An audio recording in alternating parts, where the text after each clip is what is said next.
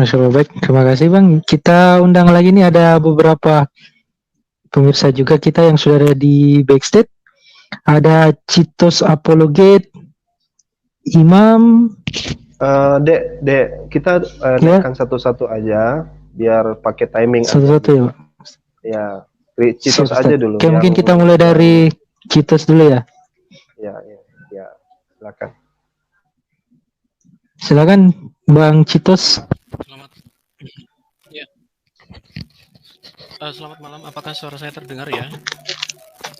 Agak kecil Bang suaranya. Oh, ya. Baik, ya. Kalau gini Bang, apakah sudah terdengar? Mohon maaf. Oke. Mungkin sudah terdengar ya. Ya, selamat malam teman-teman. Ya, silakan Bang. Kalau di saya sini kayak masih kurang bagus ya. Iya, naik turun suaranya Bang. Siap. Untuk sahabat yang ada di live chat bisa meninggalkan pertanyaannya juga di situ. Pertanyaan terpilih insya Allah akan ditampilkan untuk dijawab langsung oleh para narasumber kita yang ada di arena pada malam hari ini.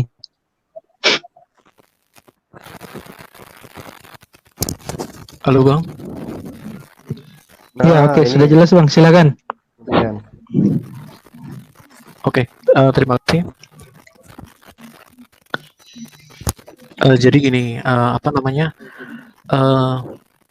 kesulitan bagi kami, kesulitan teman-teman Muslim ya untuk memahami kami itu sebenarnya ini udah klasik dan ini sebenarnya udah terselesaikan ya. Banyak sekali kita bisa melihat bagaimana penjelasan Pak BN dan kemudian penjelasan teman-teman yang lain bahwa Trinitas itu bukan mengenai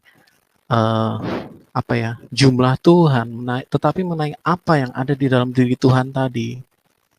Jadi jika teman-teman melihat pada diri Anda pun juga di dalam satu diri Anda memiliki yang namanya logik dan Anda juga memiliki roh di dalam satu wujud Anda. Kita semua memiliki hal yang sama. Kenapa? Sekali lagi saya katakan bahwa karena kita diciptakan dalam gambar Allah yang Trinitas, manusia Trinitas. Dari mana gambarnya? Kejadian 1 ayat 26. Sebab baiklah kita menciptakan manusia menurut rupa dan gambar kita. Jadi bagaimana Trinitas itu memang equal dengan kebagaimanaan Allah itu. Di dalam satu Allah Bapa yang kami sembah, dia memiliki logosnya. Dan dia juga memiliki rohnya. Nah, apa sulitnya memahami di dalam satu diri Citos atau dalam diri Ustadz Awan itu juga terdapat logosnya dan terdapat rohnya. Dari mana itu pattern? Dari Allah kami yang Tritunggal. Sebaliknya jika Tuhan itu yang dia tidak sama dengan, benar tidak sama dengan yang diciptakan, kemudian itu bagi kami absurd. Itu bagi kami lalu seperti apa? Di dalam kekristenan, iman Kristen jelas Allah menciptakan manusia di dalam gambarnya. Di dalam kitab Ulangan 6 ayat 4 juga dikatakan bahwa dengarlah Israel, Tuhan Allah kita, Tuhan itu Esa. Ayat itu tidak berhenti di situ, tetapi ayat itu juga terus berjalan, bergulir di ayat kelima dikatakan, kasihlah Tuhan Allahmu dengan segenap hati. Ada satu hati. Ada kemudian apa? Dengan jiwa atau logos kita. Dan kemudian dengan kekuatan kita atau body kita. Jadi tubuh, jiwa, dan roh kita. Itu Tuhan sebutkan secara perinci gitu. Nah, ayat sebelumnya, dengarlah Israel. Tuhan, satu ya. Allah, dua. Tuhan, itu Esa atau Echad. Di dalam kitab Zohar atau dalam pemahaman Kabalah Yahudi, di situ mereka mengakui bahwa ada 3 sisi. Kalau boleh saya share screen, apakah saya boleh share screen? Permisi, apakah saya boleh share screen? Di admin. Halo Kak. Halo Ya, admin, admin, apakah silakan. saya boleh share screen? Iya, silakan Bang, silakan. Oke.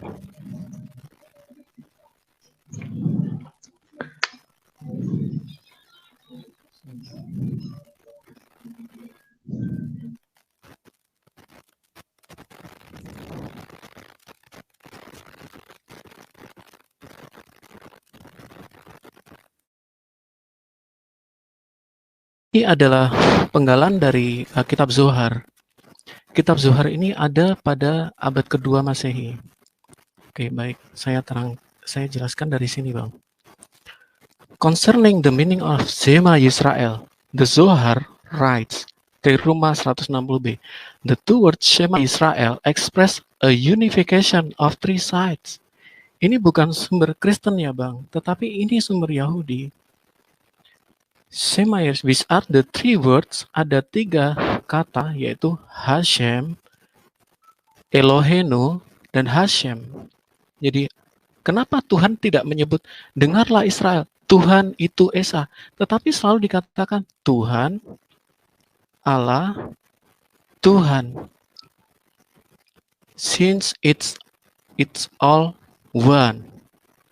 Jadi keimanan yang kami miliki ini pun juga didukung tanpa kami harus merasa dibenarkan oleh mereka.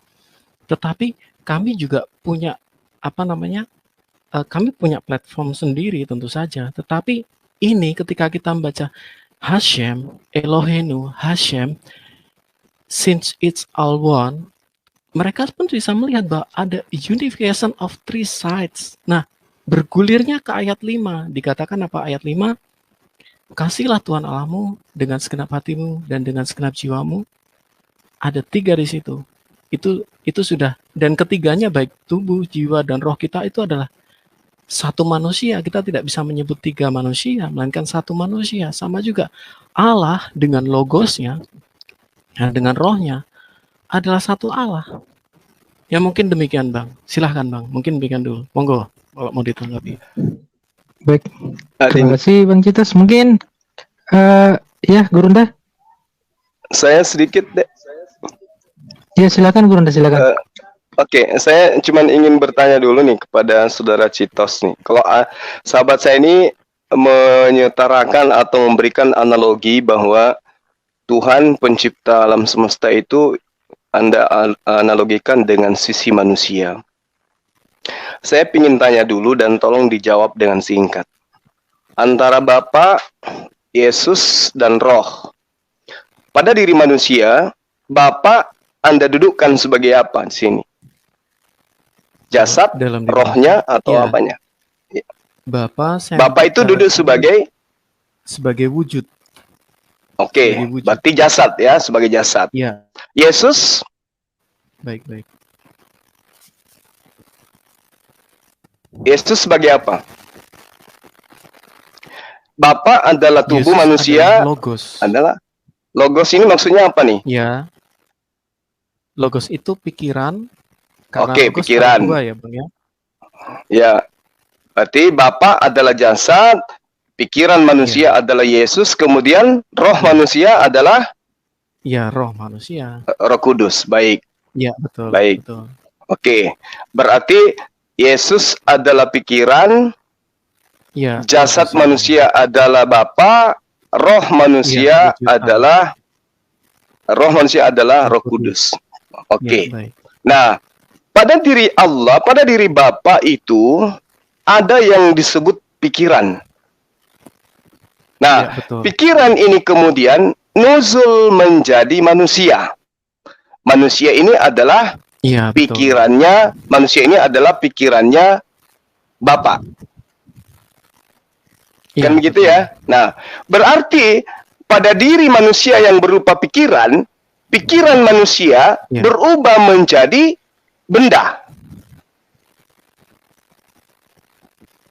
Bukan begitu?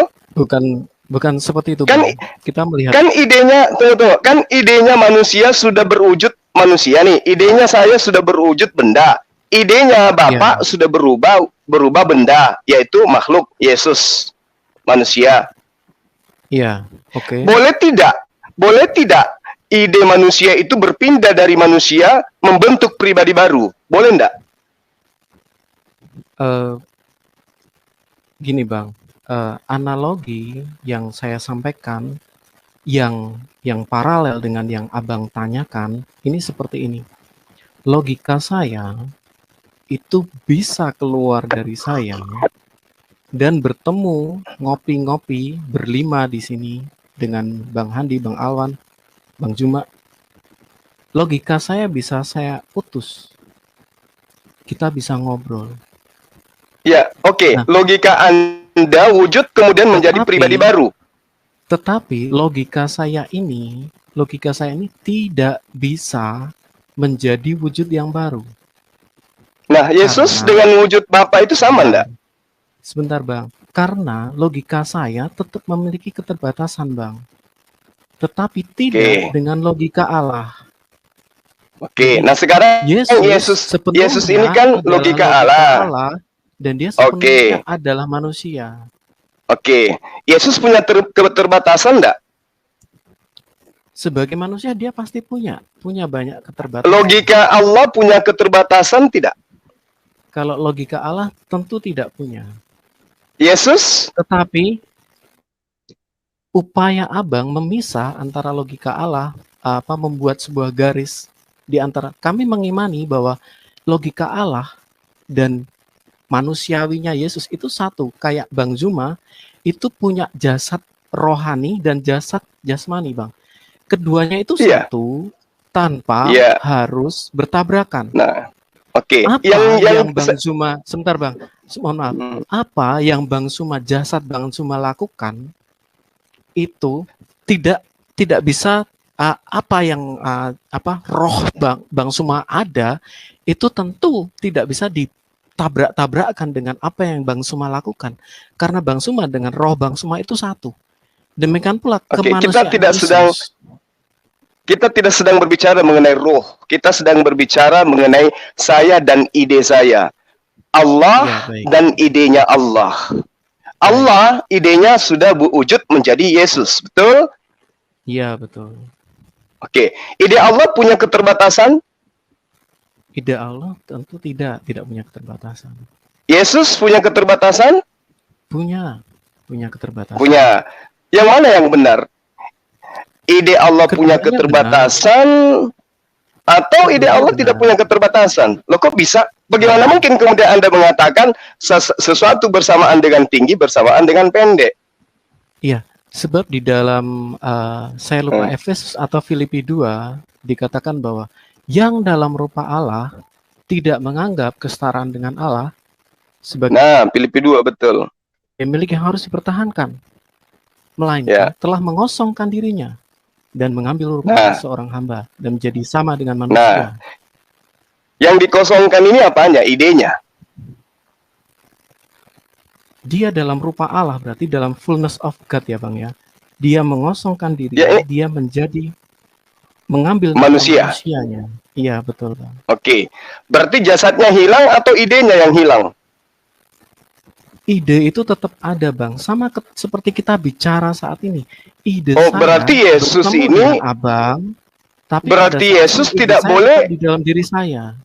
Berarti Yesus tidak boleh dikatakan bahwa dia adalah pribadi baru. Karena ternyata kan gini loh, jasad saya ini adalah Bapa, roh saya ini adalah Roh Kudus, ide saya, akal saya itu adalah siapa? Yesus itu tadi, kan gitu. Baik. Oke, nah sekarang Bapa sebagai jasad masih ada di surga. Idenya sudah berubah menjadi manusia, bukan begitu? Betul. Nah, sudah berubah menjadi manusia. Ide Bapa itu punya keterbatasan tidak? Tidak. Yesus punya keterbatasan tidak? Punya. Berarti Yesus bukan ide? Bukan seperti itu, Bang. Tadi saya ulangi jawabannya. Dia mengosongkan dirinya, Bang. Jadi dia mengosongkan dirinya. Kalau begitu, sahabat saya, tidak bisa Tuhan itu dianalogikan kepada manusia. Tuhan ya Tuhan, manusia ya manusia, nggak bisa dia. Karena kena nantinya dengan kondisi itu. Bang Zulkifli ya. Tidak Ya, demikian juga tidak sesederhana itu Anda kemudian mematikan akal ketika Anda menemukan Yesus itu ternyata tidak bisa berbuat apa-apa dari dirinya, padahal dia adalah ide Tuhan. Dia adalah gagasan Tuhan. Ini bukan mematikan akal. Ini perihal yang lebih besar lagi. Ini mengenai Bagaimana kemudian Anda mengatakan tidak mematikan akal sementara Yesus yang adalah manusia itu Anda katakan itu adalah akalnya Tuhan. Akalnya Tuhan tidak tahu hari kiamat. Itu gimana ceritanya? Karena ini adalah mengenai keselamatan besar bagi manusia. Oh, itu doktrin, itu doktrin. Sebentar Bang, sebentar. Kalau dia secara total adalah Allah, ya Bang, dia pasti tidak bisa mati untuk menebus dosa hamba, abang semua di sini. Larinya ke dogma berarti, ini Plato berarti. Tuhan, sepenuhnya manusia. Anda lagi berfilsafat ini. Dengan Plato, Bang. Bahkan Anda lagi berfilsafat, kawan. Anda sedang berfilsafat. Anda telah menerangkan filsafat Yunani. Itu nggak ada kaitannya dengan ajaran Yesus loh. Yesus tidak pernah mengajarkan itu. Ini Bang, bahwa sekali dia lagi ya, kita pernah sharing mengenai perbedaan Quran dengan Alkitab. Saya nggak mau bahas itu. Saya nggak, karena kita hormati owner di sini membahas filo apa. Seperti ini Bang, Quran itu kan 30 tahun. Sementara Alkitab itu sekitar 1.500 tahun. Nah, di dalam 1.500 tahun ini ada kesinambungan nubuatan demi nubuatan, nubuatan demi nubuatan, sampai akhirnya nubuatan itu tergenapi di dalam Yesus. Kata siapa? Apa? Kata siapa? Itu sekarang gini Bang, tidak mungkin yang dilakukan oleh Talmud itu menggenapi perjanjian lama. Karena perjanjian baru, begitu muncul perjanjian baru, selalu mengatakan bahwa dia connect.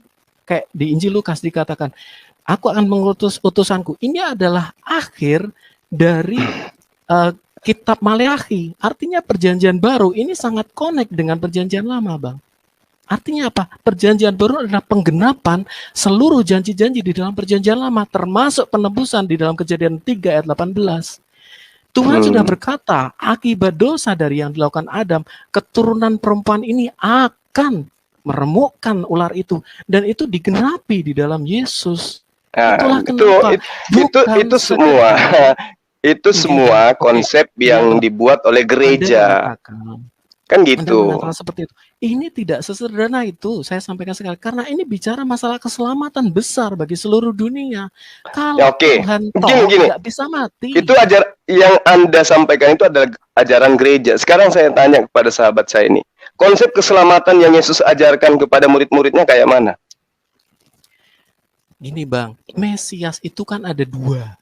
Yang pertama, dia adalah saya tanya apa, abang saya, saudara saya tanya jawab apa gitu. Jadi memang susah karena Anda sudah mengajarkan ajaran gereja, sementara yang saya minta adalah ajaran Yesus. Jadi memang nggak nyambung. Kali pertama, Bang. Baru sadar nggak nyambung. Tuhan. Iya dari tadi sebenarnya. Melakukan penebusan itu adalah Tuhan juga mengorbankan, Bang. Mengorbankan. Jadi ketika Adam berbuat dosa, ada pengorbanan darah di situ juga. Kemudian lari ke Abraham itu juga melakukan pengorbanan. Kemudian lari ke Moses pun juga melakukan pengorbanan. Dan pengorbanan mereka mengorbankan hewan. Lalu yang mengajarkan mengorbankan manusia siapa? Yesaya 53. Di dalam Yesaya 53 dikatakan bahwa hamba itu akan menderita. Hamba itu juga dia menjadi korban penebus salah, Bang. Jadi kita tidak tapi yang punya kitab tidak memahami bahwa itu adalah nubuatan, itu adalah kisah, itu adalah cerita. Itu kitab kami, Bang. Itu kitab kami. Loh, kami yang saya kitab Kristen gitu. Loh, sekarang Kristen adalah salah satu dari sekte Yahudi. Ada 6 sekte Yahudi pada zaman Yesus. Saya baru kali ini ada teman Kristen yang berani mengatakan Yesaya itu adalah kitabnya Kristen. Baru Anda loh. Oh iya dong. Loh, Kristen itu adalah salah satu dari sekte Yahudi, Bang. Sekarang gini, bahkan bisa izin jelas sedikit kan? Sekedap Ustadz Alwan. Bahkan Bang Valen dan Bang Yitzhak pun berantem loh, Bang. Artinya apa? Kami punya hak juga dong mengklaim. Meskipun mereka mengatakan, oh ini kitab kami. Ya nggak bisa juga dikatakan seperti itu. Monggo Bang Alwan, silakan. Ya Mohon maaf. sedikit kan ya. Jadi sebelum jauh masuk ke eksegesa, karena saudara saya Citos ini memang senang dengan eksegesa ya. Saya ingin tanya dulu lah, Anda sama dengan Bambang Nursena pemikirannya? Ya, sedikit banyak saya sama Bang. Oke, baik. Saya belajar dari beliau. Oke, baik. Berarti dia Kristen Ortodoks ya? Saya bukan Kristen Ortodok Bang. Saya bukan Kristen, tapi saya belajar. Oke, tapi keyakinan Anda sama tentang Trinitas dengan Bambang Nursena? Iya Bang. Oke, karena Bambang Nursena dengan Romo Daniel itu beda konsep Trinitasnya. Yang saya mau tanyakan gini, sederhana itu, Citos. Sebutkan siapa dan bagaimana konsep Trinitas sebelum abad ketiga Masehi.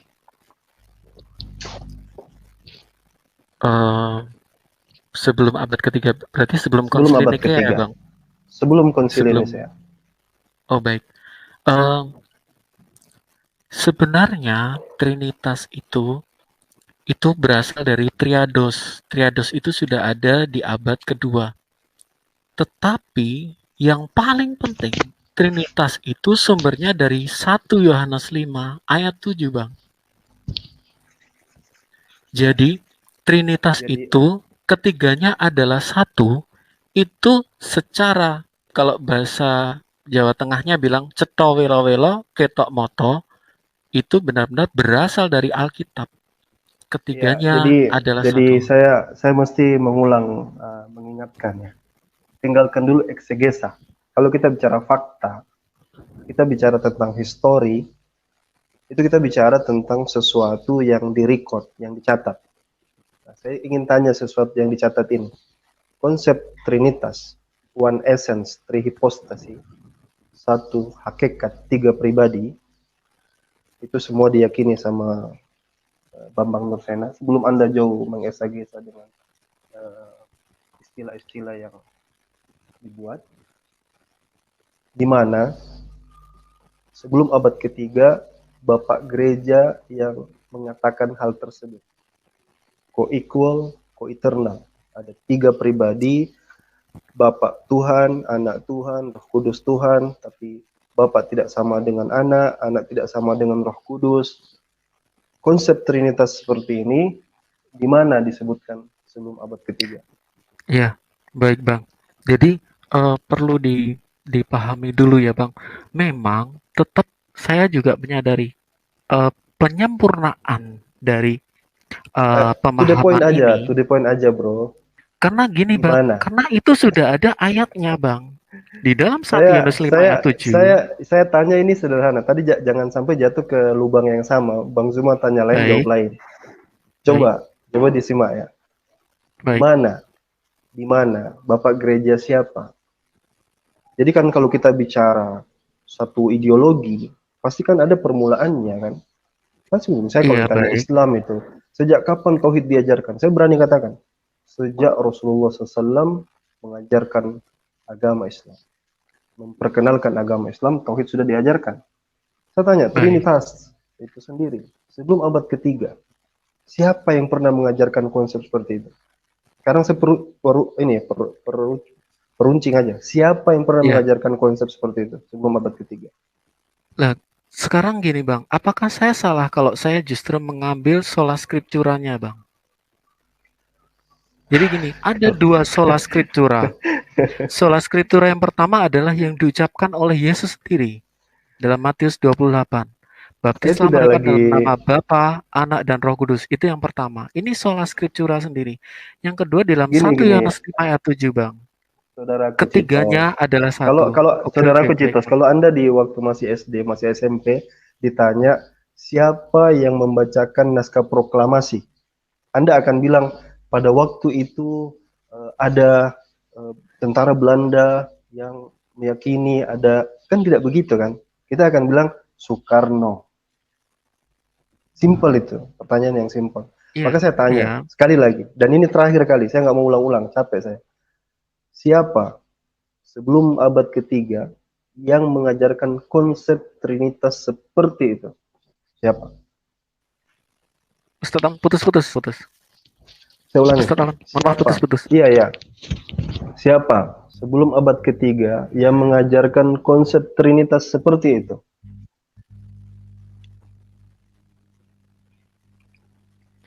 Ya, kalau nggak tahu nggak usah jawab.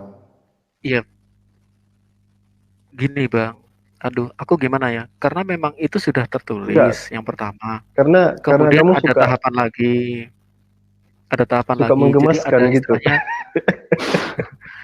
iya, Gemesin ada ya. namanya Triados, yaitu Theophilus dari Antioquia. Ada juga, kemudian ada Tertullianus. Kemudian para bapak-bapak gereja yang lain. Menarik gitu. Kan enak. Kan jawabnya gini. Oh, yang mengucapkan itu Theophilus Antioquia. Betul begitu ya jawabannya? Iya. Iya apa Kalau iya? Kok saya kurang ragu-ragu salah, gitu sih? kurang lebih demikian. Oke. Theophilus Saya Antioquia bukan orang yang bisa menghafal dengan cermat. Ya. Tidak, ini sesuatu yang sifatnya bukan perlu dihafal. Anda bisa Oke. baca, Nggak sengaja. Google bebas. Sekarang kan masa terbuka kok. Anda bisa browsing, searching dan lain-lain. Ya. Theophilus mengajarkan konsep bahwa ada 3 di dalam 1. Seperti itu. Saya terus terang saya bingung ya Bang, karena bagi saya itu sudah ada ayatnya. Kenapa Abang memaksakan bahwa itu suntikan dari Bapak Gereja? Ayatnya sudah jelas-jelas kelihatan. 1 Yohanes 5 ayat 7, Anda bisa debat dengan saya bisa, soal itu. kita bisa bedah ayat itu, brother. Kita bisa bedah. Bang Alwan, saya ingin merujuk. Jangan dibedah. Saran saya jangan dibedah. Karena saya punya manuskrip yang lebih tua dari yang Anda sampaikan. Saya punya Vetus Pitala. Nanti bisa. Saya bertanya lain, Anda ke yang lain gitu. Kedua. Nanti kita bisa kita bahas.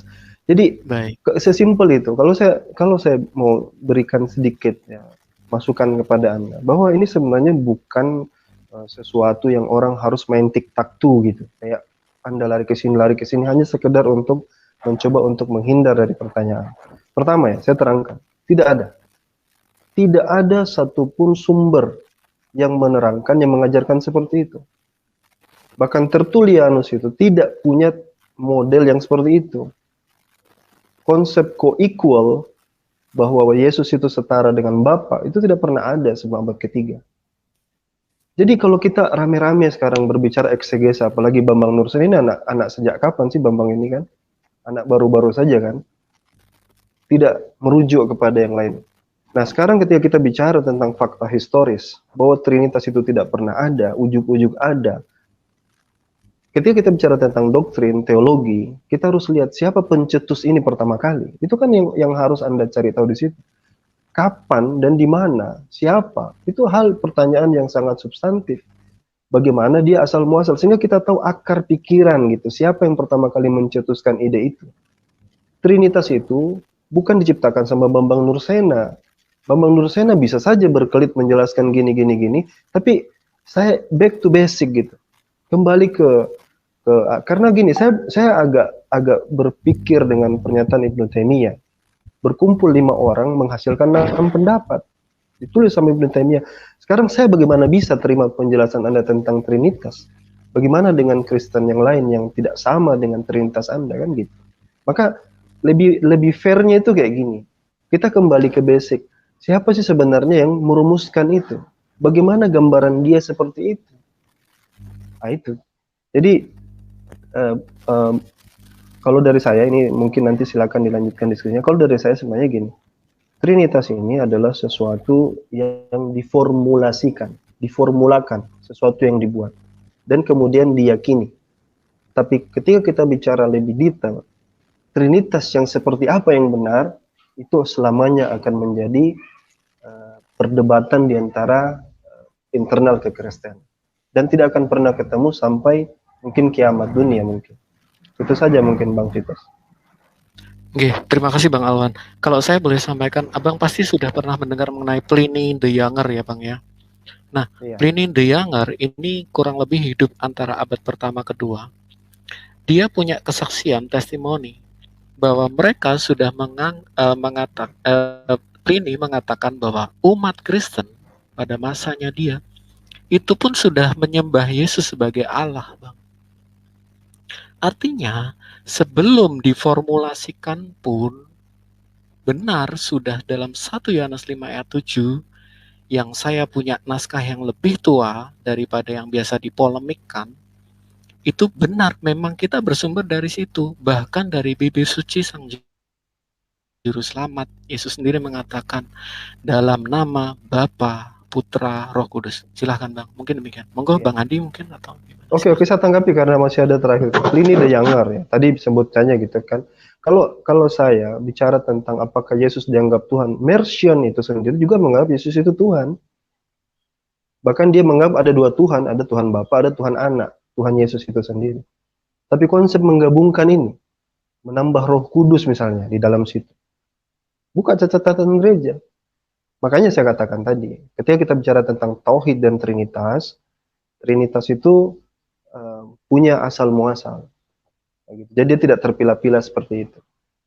Oke, silakan Bang Handi, Bang Zuma, saya serahkan kembali ke admin. Ya, saya boleh dikit ya. Kalau saya sih, Ya, silakan dulu Bang Citos. kalau saya sih menyarankan ke Bang Citos itu lebih baik dekatkan diri kepada ajaran Yesus daripada kepada ajaran bapak-bapak gereja. Ini permintaan lebih bijak lah. Kenapa saya menyatakan demikian, Mas Citos, bahwa Yesus kan nggak pernah ngajarin hal demikian gitu. Setelah nggak ada Yesus kan baru bapak-bapak gereja ciptain yang misteri ini gitu. Yang namanya juga ciptaan manusia kan sulit untuk dijawab. Coba kalau ikutin ajaran Yesus. Yesus mengatakan sembahlah satu-satunya Allah yang benar itu. Kenapa nggak ikut ke sana aja sih biar mempermudah hidup gitu daripada ikut bapak gereja, Bapak Putra dan Roh Kudus, Iya Bang, memasukkan terima Yesus kasih setara sarannya Bang. gitu. Tapi memang Kira-kira gimana gini itu ya, Bang. sarannya itu? Kami tidak bisa menyangkal apa yang ada tertulis, Bang. Artinya Tertulis yang di memang mana? ada tertulis dari mulut Yesus mengatakan, baptislah mereka dalam nama Bapa, Putra, dan Roh Kudus. Putra itu tentu saja seperti ini, Bang. Pikiran Bang Handi, penjelasannya seperti ini. Pikiran Bang Handi itu kan lahir dari Bang Handi. Kenapa sih selalu menganalogikan Tuhan dengan saya gitu? Ya, ini kan saya Nggak ada menjelaskan analogi aja, lain bro. Bang. Kenapa nggak ke pohon kayak apa kayak ke danau gitu yang indah gitu? Ya karena kan pohon kan tidak segambar dengan Tuhan, Bang. Jadi disebut putra. Jadi Tuhan segambar dalam dengan bahasa manusia begitu. Manusia yang segambar dengan Tuhan, Bang. Kemarin pas kita diskusi terakhir ya, Bang ya, saya sudah bertanya. Tapi sebentar, kenapa disebut putra? Karena logika kita begitu kita ada logika itu lahir. Nah, dalam bahasa anthropomorphism, lahir itu yang lahir itu kan anak. Nah, makanya disebut sang putra. Begitu Allah ada, saat itu juga logikanya ada. Tidak ada jarak antara Allah dengan logikanya. Itulah kenapa dalam Yohanes 1 ayat 2 dikatakan, ia, logos, logika, pada mulanya, jadi sejak awal bersama-sama dengan Allah. Pada mulanya adalah logika Allah. Logika Gini aja Allah bro, bersama. biar nggak panjang, kita kan waktunya dikit nih, ada pembicara banyak. Ya. Gini aja deh, Baik. dipersingkat gitu ya dengan bahasa Indonesia mulai dimengerti. Apakah Bapa dan Yesus itu sama atau beda? Bapa dan Yesus itu bisa dibedakan, tetapi hanya satu hakikat, Bang. Sama apa beda? Bisa dibedakan, tapi Jadi hanya berbeda. satu hakikat Allah. Gini, Bang. Berbeda atau sama, Bang? Ini aja. Prainkarnasi Yesus ya. Bapa dengan logosnya itu adalah satu Allah. Tapi Enggak, ini bukan Bapa bisa dibedakan. Bukan itu pertanyaannya. Yesus dan Bapa sama atau beda?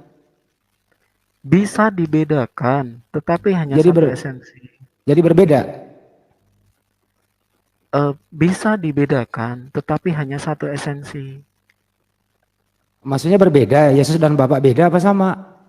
Bisa dibedakan. Kalau saya ditanya beda, kalau Anda coba tanya saya dengan pertanyaan yang sama, langsung saya tanyakan beda. Kenapa beda? Satu, Bapak yang mengutus Yesus, Yesus diutus. Kan gampang Oh, jawabannya, Mas. Abang mau menjawab seperti itu? Ya nggak apa-apa. Iya. Memang Nah, coba benar. Anda jawab. Bapak mengutus Sama. logosnya, Bang. Coba Anda jawab. Yesus Bapak sama apa beda? Saya tetap jawabnya sama, Bang. Bisa Sama. dibedakan. Di mana samanya? Tubuh sama jiwa Abang kan bisa dibedakan. Tetapi kan Oh, ke hanya saya ini bukan Tuhan. Iya. Selalu kok ke saya gitu loh. Saya tersinggung loh. Saya bukan Tuhan. Nanti anak saya nyembah saya lagi gara-gara Anda ini. Nah, kalau memang sama-samanya apa gitu loh. Jadi kalau sama, oke. Saya ikutin sementara 1 menit. Saya kembaliin dulu moderator ya. Kalau memang sama artinya Yesus punya fisik, Bapak punya fisik. Gitu ya. Yesus waktu Bisa di bumi bisa dibedakan. tidur. Ya, ikatan tadi sama. Saya pegang jawabannya sama. Artinya Bapak punya fisik juga gitu. Bisa dibedakan. Jadi Bedanya di mana? antara Allah, ya kayak gini aja, Bang. Roh. Ya bedanya di dan mana, jiwa. samanya di mana, itu aja deh. Perbedaan Roh dan jiwa. persamaan. Sebentar, ini formatnya nih ya. Seperti kalau kita ulangan dulu nih. Perbedaan Bang Andi, dan ini dengerin dulu. netizen Bang Andi udah mulai tanya apa belum ini? Enggak nih. Pertanyaan dan perbedaan, persamaan dan perbedaan Yesus dengan Bapa. Iya, iya, A, iya. persamaan dijelaskan. B, perbedaan dijelaskan. Gitu supaya Ya, nanti saya periksa ya. hasil ulangannya ya. Ya silakan Ya, ya. anak-anak. Ya. Jadi persamaannya antara Allah dengan logosnya, begitu Allah ada, logosnya langsung ada. Gitu, Bang. Itu persamaannya. Perbedaannya, Allah mengutus logosnya. Makanya di Yohanes 17 ayat 3, mengenal engkau Bapa satu-satunya Allah yang benar dan mengenal Yesus yaitu logosnya yang telah engkau utus. Gitu, Bang. Oke, baik. Yang Anda sembah persamaannya atau perbedaannya? Yang saya sembah ya keilahiannya, Bang. Persamaannya atau perbedaannya? Yang saya sembah ya mungkin aku bingung pertanyaannya sih. Karena gini. Ya tadi kan Anda mengatakan bisa sama bisa beda. Gini, Bang, sebentar. Gitu. Sebelum Abang saya menjawab ya, Bang ya. Jadi ya. pertanyaan Abang ini adalah pertanyaan kacamata Muslim gitu ya, Bang ya. Sementara memang saya Muslim bertanya. Saya masuk harus dibaptis dulu baru nanya Anda gitu. Sementara kami itu menerangkan perspektif kami. Ya Artinya udah terangin aja, nggak apa-apa.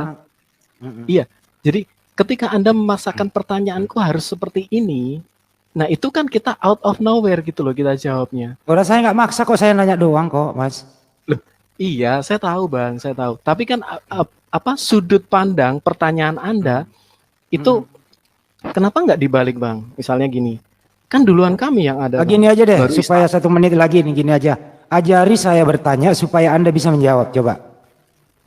Ya, bagaimana Allah itu? Apa yang ada di dalam diri Allah itu?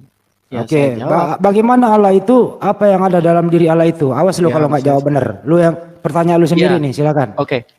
Allah itu satu, tetapi di dalam satu itu dia memiliki logosnya, pikirannya, dan dia memiliki rohnya. Kejawab kan, Bang? Ya. Nah, kan? Logos itu siapa? Logos itu pikiran Allah, itu adalah prainkarnasi Yesus. Setelah menjadi manusia, baru Logos itu dinamakan Yesus. Apakah setelah menjadi manusia Allah kekurangan pikiran? Tidak dong. Sekarang apakah ketika pikiran Abang ada di sini? Udah jangan ke saya bukan Tuhan, jangan ke saya lagi. Aduh. Jadi setelah menjadi manusia, pikiran Allah ini menjadi manusia. Apakah manusia ini masih bisa mikir? Ya masih bisa dong. Masih mikir. Manusia ini berpikir atas pikiran Allah apa pikirannya sendiri? Yesus tetap punya kemanusiaan, Bang. Artinya pikiran Allah ini berubah menjadi manusia. Iya, logika. Apakah manusia ini setara dengan yang sang pemikir? Secara kemanusiaan pasti enggak dong. Mana ada Tuhan makan gitu kan, tapi kan kemanusiaan. Terus kenapa sekarang Anda jadikan Yesus setara dengan pemikir? Loh, karena kita kan lihat yang dalamnya. Abang punya istri, cari yang cantik apa yang luar? Dalamnya yang mana sih Yesus ini? Yang mana? Luarnya Yesus yang setara apa dalamnya? Dalamannya, dalam mana? Saya boleh terangkan dulu nggak, Bang? Kembali ke Banyuma deh, pusing saya Banyuma. Aduh, benar-benar dah. Ya, silakan. Oke. Mungkin ada teman netizen lain yang mau muncul, netizen Kristen, monggo silahkan. Saya juga nggak apa-apa. Silakan Bang. Sorry ya Bang Citos, maaf ya bercanda ya. Aku tahu Bang. Ya kita CS kok Bang, santuy aja. Oke, saya sedikit ya, Om. Iya. Baik. Ya, silakan Jadi, Bunda. baik, kalau sahabat saya tadi saya melihat paparan-paparannya, kemudian ya kita tidak bisa kemudian menafikan ya bahwa sahabat Kristen itu ketika membahas tentang Kristen lalu kemudian memisahkan dengan alam pemikiran Yunani, saya katakan itu sama saja Kristen ini lupa akan kacang, ibarat bahasa kacang lupa kulitnya gitu maksud saya. Kenapa? Karena Kristen itu bukan ajaran yang menjadi pelopor tentang keberagaman Tuhan, tentang keberagaman Tuhan maksud saya. Jadi Tuhan itu beragam, Tuhan itu banyak, itu bukan hanya Kristen yang satu-satunya sebagai pelopor ajaran itu. Bukan. Banyak kemudian pemahaman-pemahaman yang tidak bisa kita sampingkan gitu. Bagaimana kita tahu ada politeisme, ada kemudian ajaran Hellenisme Stoa. Itu tidak bisa kita sampingkan itu, Trimurti dan seterusnya. Jadi bukan hanya kemudian Kristen yang mengajarkan itu. Nah, dari sanalah kemudian bapak-bapak gereja ini yang telah terpengaruh oleh filsafat Yunani, kemudian menggabungkannya dengan konsep Ibrani atau konsep orang-orang yang mengimani Tuhan itu satu. Ini yang tidak bisa kita lupakan gitu loh. Sehingga teman-teman Kristen ketika membahas tentang Trinitas, yang mana orang Kristen di zaman sekarang adalah orang yang diberhadapkan dengan dunia ilmuwan yang begitu hebat, bagaimana kemudian manusia semakin canggih di dalam berpikir, semakin hebat di dalam menentukan sebuah paradigma, maka mereka akan kesusahan untuk menggambarkan itu. Contoh yang tadi, kalau saya diibaratkan dengan Tuhan, analogikan dengan Tuhan, saya adalah Bapak, jasad saya Bapak, ide saya adalah anak, kemudian roh saya. Itu susah itu nantinya. Itulah yang terjadi. Lalu kemudian kalau sahabat saya mengatakan, oh nggak bisa, ini sudah ada data, ada dalil dalam kitab kami yang menyatakan itu. Yang mana? Ketika kita mengambil 1 Yohanes 5 nomor 3, nomor berapa tadi? Nomor 7 ya. Sebab ada 3 yang memberi kesaksian di surga, meskipun itu masih di dalam kurung ya. Yaitu Bapa, Firman dan Roh Kudus. Mereka ini hanya sebagai saksi, bukan sebagai Tuhan, bukan sebagai esensi Tuhan itu sendiri. Artinya kalau dikatakan Tuhan itu saksi dan 3 bersaksi, ternyata di surga pun masih 3. Berarti dia tidak esa gitu, tidak satu hakikat dia. Nah, kenapa dikatakan di surga itu ada 3? Bapa Maha mengetahui memang. Kemudian yang menjadi saksi itu adalah firman. Apa itu? Aturan ketetapan Tuhan yang datang ke atas muka bumi. Itu yang disebut kalam. Itu yang disebut firman. Aturan mainnya Tuhan. Kemudian Roh Kudus menurut perspektif Islam, ya itulah malaikat-malaikat yang melihat apa yang kita lakukan. Jadi mereka memang jadi saksi. Di dalam kehidupan umat manusia, umat Islam juga, ya secara sadar, secara tidak sadar itu benar. Bahwa yang Maha mengetahui dan akan menjadi saksi itu adalah Allah, ketetapan-ketetapan Allah, kemudian para malaikat. Maka karena itu kemudian manusia dihukum tidak ada yang akan dizalimi nantinya. Betul-betul diadili dengan seadil-adilnya. Karena disaksikan oleh banyak saksi. Nah, kalau kemudian mengambil Matius 28, baptislah dalam nama, ya kan diperintahkan untuk dibaptis dalam 3 nama itu. Bukan berarti 3-3-nya itu adalah Tuhan. Kenapa? Karena kalau dianggap 3-3-nya itu adalah Tuhan, maka tabrakan semuanya kepada apa yang diajarkan oleh para nabi termasuk Yesus. Kemudian, kalau sahabat saya mengambil Kejadian 1 nomor 26, baiklah mari kita mengambil menciptakan manusia segambar dengan rupa kita. Ya sama ketika saya sebagai seorang seorang insinyur, ya insinyur teknik atau teknik sipil atau arsitektur, membuat sebuah gambar, kemudian saya membentuk bangunan. Baiklah kita membentuk sebuah gedung serupa dengan gambar kita. Jadi Allah sudah mencanangkan penggambaran sosok manusia, makhluk, bukan malaikat, bukan jin, bukan iblis, tetapi desain berupa manusia, yaitu Adam, yang akan menjadi pemimpin di atas muka bumi. Yang serupa dengan Tuhan dalam arti kata, bahwa makhluk ini bisa berkuasa, makhluk ini bisa berkarya, makhluk ini bisa mencipta, sama seperti Tuhan. Tetapi bukan dalam arti wujud. Kenapa bukan dalam arti wujud? Karena di dalam kitab saudara sendiri yang Anda akui, yang Anda klaim sebagai kitab Anda, Yesaya 45 nomor 6, Yesaya 40 nomor 25, justru Tuhan itu bertanya, kepada siapa kamu hendak menyamakan aku, hendak membandingkan aku, dan hendak mengumpamakan aku sehingga kami sama? Dengan siapa kamu ingin menyerupakan aku, menyamakan aku? Gak ada yang serupa dengan Tuhan itu. Tapi kalau dalam pandangan bahwa manusia serupa dengan Tuhan dalam arti kata manusia itu mampu berkuasa, manusia itu mampu mencipta, manusia itu mampu memerintah. Betul. Karena itulah dia ditunjuk sebagai khalifah. Coba kita lihat dari data Kejadian 1 yang sahabat saya ambil. Berfirmanlah Tuhan, baiklah kita menjadikan manusia menurut gambar dan rupa kita. Tidak ada masalah di situ. Jadi Tuhan sudah membuat gambar, Tuhan sudah membuat desain, kemudian desain itu dijadikan sebagai bentuk ciptaan yang sudah didesain seperti gambar dan rupa yang mereka buat, yang Tuhan buat.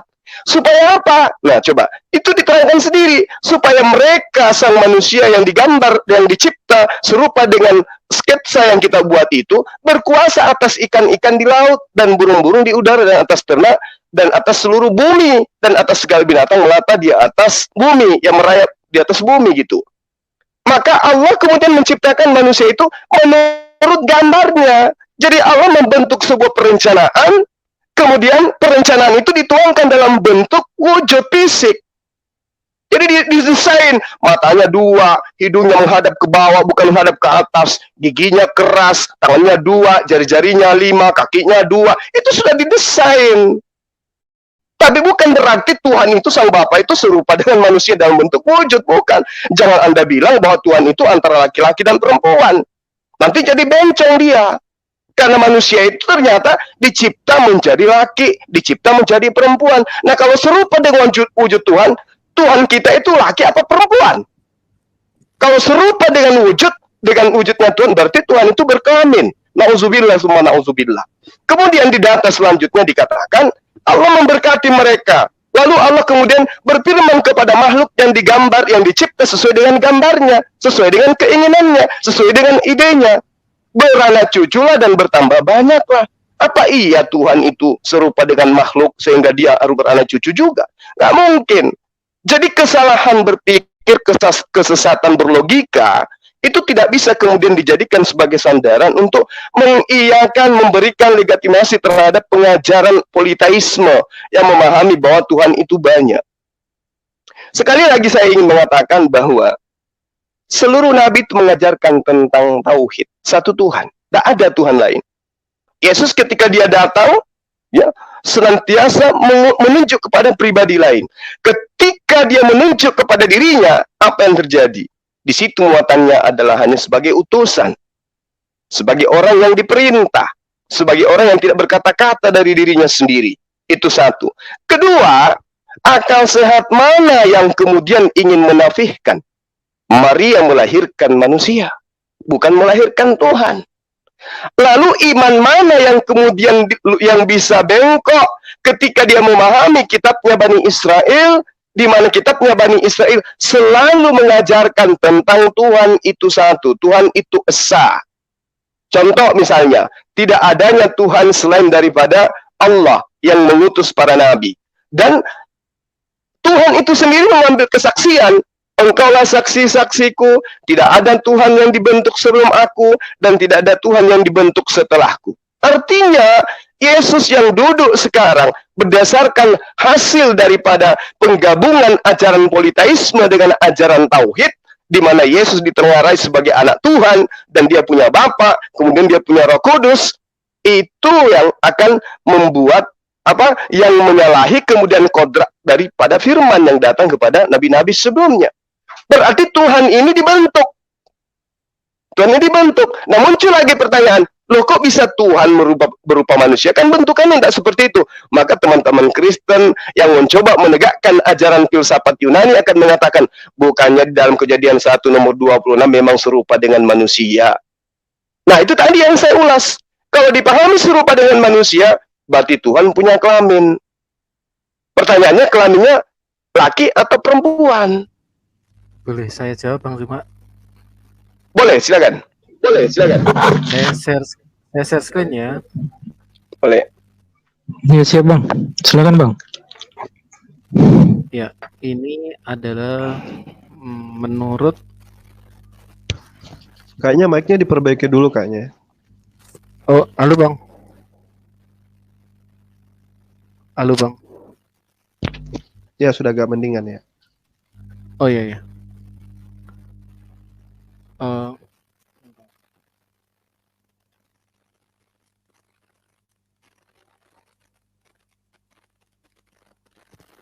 Ini dari sumber Yahudi sendiri ya Bang. Gak kedengaran ya? Atau punya saya saja nih gak kedengarannya?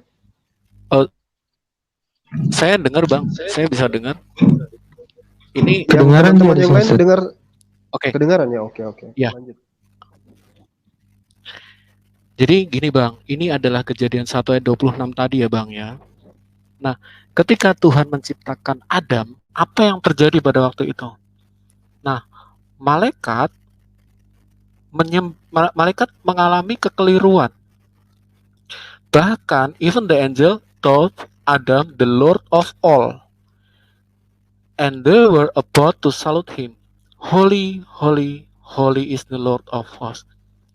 Jadi bukan sekedar apa ya yang abang bilang mengenai arsitek dan lain sebagainya. Saya bawakan sumber langsung ya, bahwa malaikat sendiri sampai menyembah Adam. Artinya bahwa image benar-benar 11-12 dengan Tuhan, dengan image-nya Tuhan. Jadi bisa dilihat bagaimana ya tubuh jiwa roh manusia yang Tritunggal ini memang ekuivalen dengan Tritunggalannya Allah. Malaikat berhenti ketika Tuhan membuat Adam tidur. Jadi bisa dilihat kami ini atau kita ini diciptakan dalam gambar Allah yang tidak ecek-ecek, tidak kacang-kacang. Benar-benar sampai malaikat pun itu salah menyembah gitu loh. Saya kurang apa lagi gitu. Saya bawakan data gitu loh Bang, bukan sekedar ini. Mungkin demikian Bang. Terima kasih.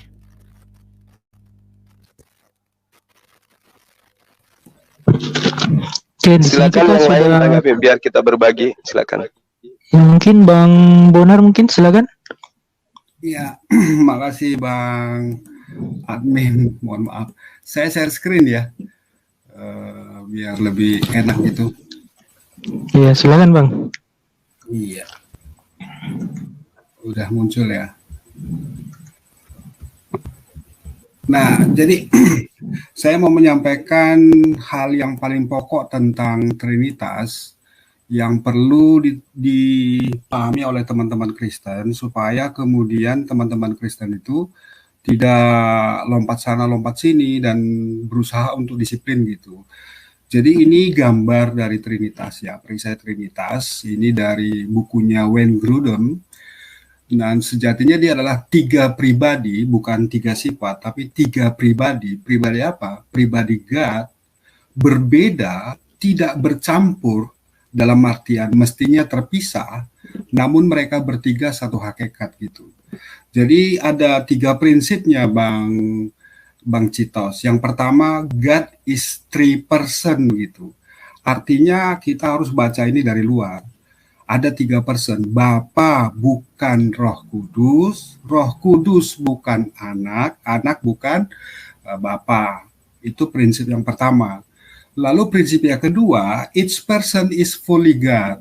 The Father is God, the Holy Spirit is God, the Son is God. Kita baca dari luar ke dalam. Lalu kemudian prinsip yang ketiga, there is one God gitu. Nah, jadi kalau misalnya Bang Citos bilang bahwa Bapa adalah Holy Spirit, adalah the Son, adalah Bapa, maka Bang Citos itu masuk dalam kategori oneness. Jadi prinsip yang pertama, God is 3 harus kita pegang. Lalu kemudian yang kedua, each person is God, is fully God. Jadi setiap person, setiap God itu adalah God seutuhnya, Tuhan seutuhnya. Jadi kalau misalnya Bang Citos bilang ya, bahwa Yesus itu adalah logos, bukan pribadi tapi hanya sifat, sehingga Yesus itu bukan fully God. Nah, itu sebenarnya Abang udah agak bermasalah dengan Trinitas. Karena apa? Karena tiga pribadi ini harusnya berbeda dan seutuhnya God, bahkan setara. Lalu kemudian pertanyaannya adalah, there is one God. Teman-teman Kristen tidak mau jujur mengakui bahwa ini adalah tiga pribadi God yang berbeda, tidak bercampur, namun mereka sama-sama God. Sehingga kemudian there is one God harus dipegang. Jadi kalau kita bilang kepada Bang Deki Ngadas, Pak Deki Ngadas, Tuhanmu tiga ya. Dia bilang, Anda itu strawman karena tidak ada Kristen yang mengakui tiga God. Betul, tidak ada yang mengakui karena tidak bersedia jujur. Nah, maka kemudian coba kita ambil prinsip penting dari Pak Paul Zeng. Pak Paul Zeng ketika dia menerangkan Trinitas, sebentar Bang. Mohon maaf Bang Bonar, bukan sebentar, gitu. Bang. Karena pertanyaan Abang ini cukup panjang, kami akan kerepotan untuk menjawabnya. Mohon bukan kalau masih satu konsep dipersingkat. Ya, jadi kalau kita pakai konsepnya Paul Zeng, dia menjelaskan Trinitas dengan istilah nenek-nenek. Neneknya Pak Deki bukan neneknya Pak Muriwali, bukan neneknya Paul Zeng. Tapi ketiga nenek-nenek itu adalah pribadi nenek-nenek yang sama-sama nenek-nenek. Lalu pertanyaannya adalah apakah yang dimaksud dengan pribadi? Pribadi itu memenuhi 8 kriteria. Pribadi itu harus ada dan memiliki identitas. Yesus adalah ada dan kemudian memiliki identitas. Bapaknya juga begitu, Roh Kudus juga begitu. Lalu kemudian yang kedua, pribadi itu sadar akan eksistensinya dan identitasnya. Yesus itu sadar akan eksistensinya dan dia tahu identitasnya. Lalu yang ketiga, akan menggunakan kata ganti orang aku. Yesus mengatakan aku, Bapa juga mengatakan aku. Lalu kemudian yang keempat, dapat mengenali eksistensi dari oknum lain. Yesus dapat mengenali Bapaknya, Bapaknya dapat mengenali Yesus. Terus kemudian yang kelima, memiliki kehendak. Yesus berusaha untuk tidak disalib. Lalu kemudian dia ngikut Bapaknya. Artinya ada dua kehendak di situ. Terus kemudian tidak dapat memiliki dua kehendak yang berbeda dan saling berlawanan pada satu waktu yang bersamaan. Terus kemudian memiliki atau mampu berkomunikasi. Yesus berdoa kepada Bapaknya, mereka berkomunikasi. Terus kemudian yang ke-8, tidak harus selalu memiliki tubuh gitu. Kesimpulannya apa? Kesimpulannya adalah bahwa Yesus itu pribadi. Ketika Bang Citos bilang bahwa Yesus itu adalah Logos, berarti dulunya Tuhan itu hanya satu, lalu kemudian keluar dan berasal dari Bapa menjadi pribadi lain, sama seperti pikirannya Pak Citos, dulunya itu ada di dalam diri Pak Citos, lalu kemudian keluar dari diri Pak Citos dan menjelma menjadi manusia lain yang sekarang duduk bersama Pak Citos. Menurut Albert Rumampuk, Pak BN, Bambang Nursena, itu adalah sesat gitu. Kenapa? Karena dia menganggap bahwa Sang Logos itu hanya kemampuan berpikir. Kalau kita baca lebih jauh ya, kita baca lebih jauh di sini disebutkan, mohon perhatian, dalam seminarnya di Palu, Bambang Nursena memamerkan kefasihannya berbahasa Aram. Ada seorang teman saya yang awalnya percaya Tritunggal Barat, tapi karena dia fasih, dia melihat Bambang Nursena fasih, lalu kemudian dia ngikut Pak Bambang Nursena. Jadi hati-hati Bang. Jadi lebih baik strict to the doktrinmu, lalu kemudian terima doktrinmu. Kalau misalnya itu bermasalah, tinggalkan gitu Bang. Terima kasih. Mungkin Bang Citos mau ditanggapi, silakan Bang. Cukup banyak ya Bang. Ya, kayak pertanyaan cukup banyak. Saya jujur saya tidak bisa menjawab semua Bang. Ya, tapi yang saya boleh catat ya, Tuhan itu tiga, dia harus setara atau fully God gitu ya Bang, dan harus satu Tuhan, harus one God. Nah, yang setara dengan Pak Bonar itu adalah tidak ada yang setara dengan Pak Bonar, yang ada hanyalah pikiran Pak Bonar dan roh Pak Bonar. Oke, ini permasalahan setara selesai ya Bang ya. Karena yang setara dengan Allah hanyalah logosnya dan rohnya, sama dengan Bang yang Citos, setara dengan Bapak. Bang Sebentar Citos, Pak, kita fokus ke situ boleh aja saya dulu, selesaikan dulu. Sebentar, enggak gini. Iya, Nanti Bang karena Citos tuh nggak yang Abang ngerti-ngerti. sampaikan banyak sekali. Bukan, gini. Jadi kita satu dulu, apakah Trinitas adalah satu pribadi yang mengeluarkan roh dan mengeluarkan firman, atau memang Trinitas itu sejak dahulu kala dari kekekalan sudah ada 3 pribadi. Pada mulanya adalah firman, Yesus. Yesus itu bersama dengan Bapa, bahkan berhadap-hadapan, ya, di Yohanes 1:1. Lalu kemudian Yesus itu adalah God gitu. Artinya apa? Artinya sejak zaman dahulu, di zaman kekekalan dahulu, Yesus itu sudah terpisah. Bukan, Abang kalau bilang ya bahwa Yesus itu keluar dan berasal dari Bapa, berarti dulunya cuma satu loh itu Bang Tuhan. Lalu kemudian jadi 3. Itu aneh Bang. Lanjut. Baik ya Bang ya. Jadi kita menjelaskan dari sudut pandang kami saja Bang. Karena pertanyaan Abang cukup banyak. Bagaimana bisa yang 3 itu adalah satu? Jadi di dalam diri manusia kita melihat bahwa ada 3 kesadaran. Nah, kesadaran ini memang di dalam bahasa Yunaninya disebut tres personae. Jadi kata personae itu tidak secara total mewujudkan satu pribadi gitu ya, tetapi lebih merujuk kepada kesadaran. Jadi di dalam satu hakikat Allah ada 3 kesadaran. Bagaimana kita bisa mempelajari Allah kita? Kita lihat dalam diri kita. Kita punya 3 kesadaran loh. Saya nggak bisa berdoa kalau kepala saya pening. Berarti secara tubuh saya, dia punya kehendak untuk menahan jiwa saya berdoa sebentar. Artinya tubuh saya punya kesadaran dong untuk memerintah jiwa saya.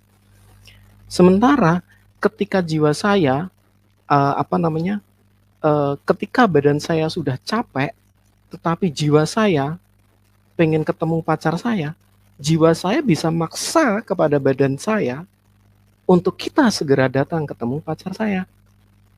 Di dalam diri manusia ada pembicaraan, karena memang ada 3 kesadaran tadi. Tetapi tidak bisa dikatakan 3 manusia. Hanya satu manusia. Mungkin demikian Bang Bonar. Saya sangat berharap pertanyaan Abang sederhana, bisa kami cerna, dan dalam nama Yesus kami bisa jelaskan dengan baik. Demikian Bang. Iya, mohon maaf Bang Juma, mohon maaf Bang Admin, saya sedikit lagi, satu kali lagi. Tanpa bermaksud. Ya, silakan Bang, silakan. Roomnya, iya. Jadi ini ya Bang ya. Silakan Bang. Jadi kita harus bedakan doktrinnya Pak Cetos itu doktrin yang mana? Apakah doktrinnya Pak BN atau doktrinnya yang Kristen Barat gitu? Kalau doktrinnya Pak BN memang dia begitu, oke ya, tidak apa-apa. Itu imannya dia bahwa hanya ada satu Tuhan yang di dalamnya itu punya firman dan punya roh. Lalu kemudian firman itu keluar dan menjelma menjadi Tuhan kedua dan duduk di sebelah Tuhan. Dan kemudian Logos dan roh itu keluar dan kemudian berasal dari Bapa, lalu kemudian itu di sebelahnya, jadi pribadi kedua dan ketiga. Tetapi yang saya tahu Bang, saya Katolik, mohon maaf Bang Citos, bahwa yang namanya Trinitas itu dari dulu 3 sampai akhirnya akan 3. Tuhan tidak pernah berubah, kekal, kan begitu. Sehingga kemudian Yohanes 1:1, pada mulanya adalah Yesus. Yesus itu berhadap-hadapan dengan Bapanya, dan Yesus adalah God. Artinya apa? Tidak ada di dalam diri Bapa Yesus itu. Gitu ya. Jadi itu diperhatikan Bang. Lalu kemudian yang kedua, tadi Abang bilang bahwa di Ulangan 6:4 itu ada Trinitas, karena di dalamnya disebut 3 kali Tuhan. Ini kan juga aneh. Dengarlah hai Israel, Tuhan 1, Allah 2, Tuhan itu Esa 3 kali. Sehingga kemudian Trinitas Anda reduksi menjadi apa? Menjadi frekuensi penyebutan Tuhan. Dan itu bermasalah Bang. Sehingga kemudian sebenarnya kami di sini pingin supaya Abang tuh lebih Kristen daripada kami. Kembalilah ke Kristen kalau memang Anda Kristen gitu. Saya kira demikian, makasih. Terima kasih Bang Bonar. Cukup saja dulu itu Dek. Karena mungkin banyak juga kan. Ya mungkin Sahabat yang lain yang tampil di sini mungkin ada pertanyaan juga, silakan. Itu ini yang hadir ini malah Bang Yonatan Nandar, Bang Ali Musa. Ini setantang Ya. dengan ini. Kita cari lagi, maksudnya Kristen yang lain. Lagi sepi ya Ustaz. Bagaimana? Belum ada saat ini Ustaz.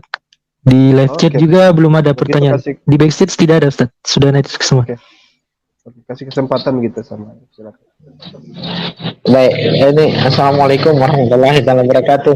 Mungkin karena Waalaikumsalam. kebanyakan kita sini. Waalaikumsalam warahmatullahi wabarakatuh. wabarakatuh. Ini mungkin karena kebanyakan di sini kita, jadi mereka kawan-kawan Kristen ini takut kita koyok mungkin ya. Jadi saya mundur dulu dah. Terima kasih untuk Bang Ali aku. Musa. Barakallah ya, akhi. Ya, Insya Allah kita tidak keroyok. Keroyok itu kalau semuanya ngomong. Kita kasih kesempatan kok. Dia ngobrol Iya, dengan siapa kayak dengan Bang Bonar tadi. Silakan dikasih tanggapan apa, silakan. Tidak, saya saja, saya hello saja. Takutnya nanti kawan-kawan Kristen minum.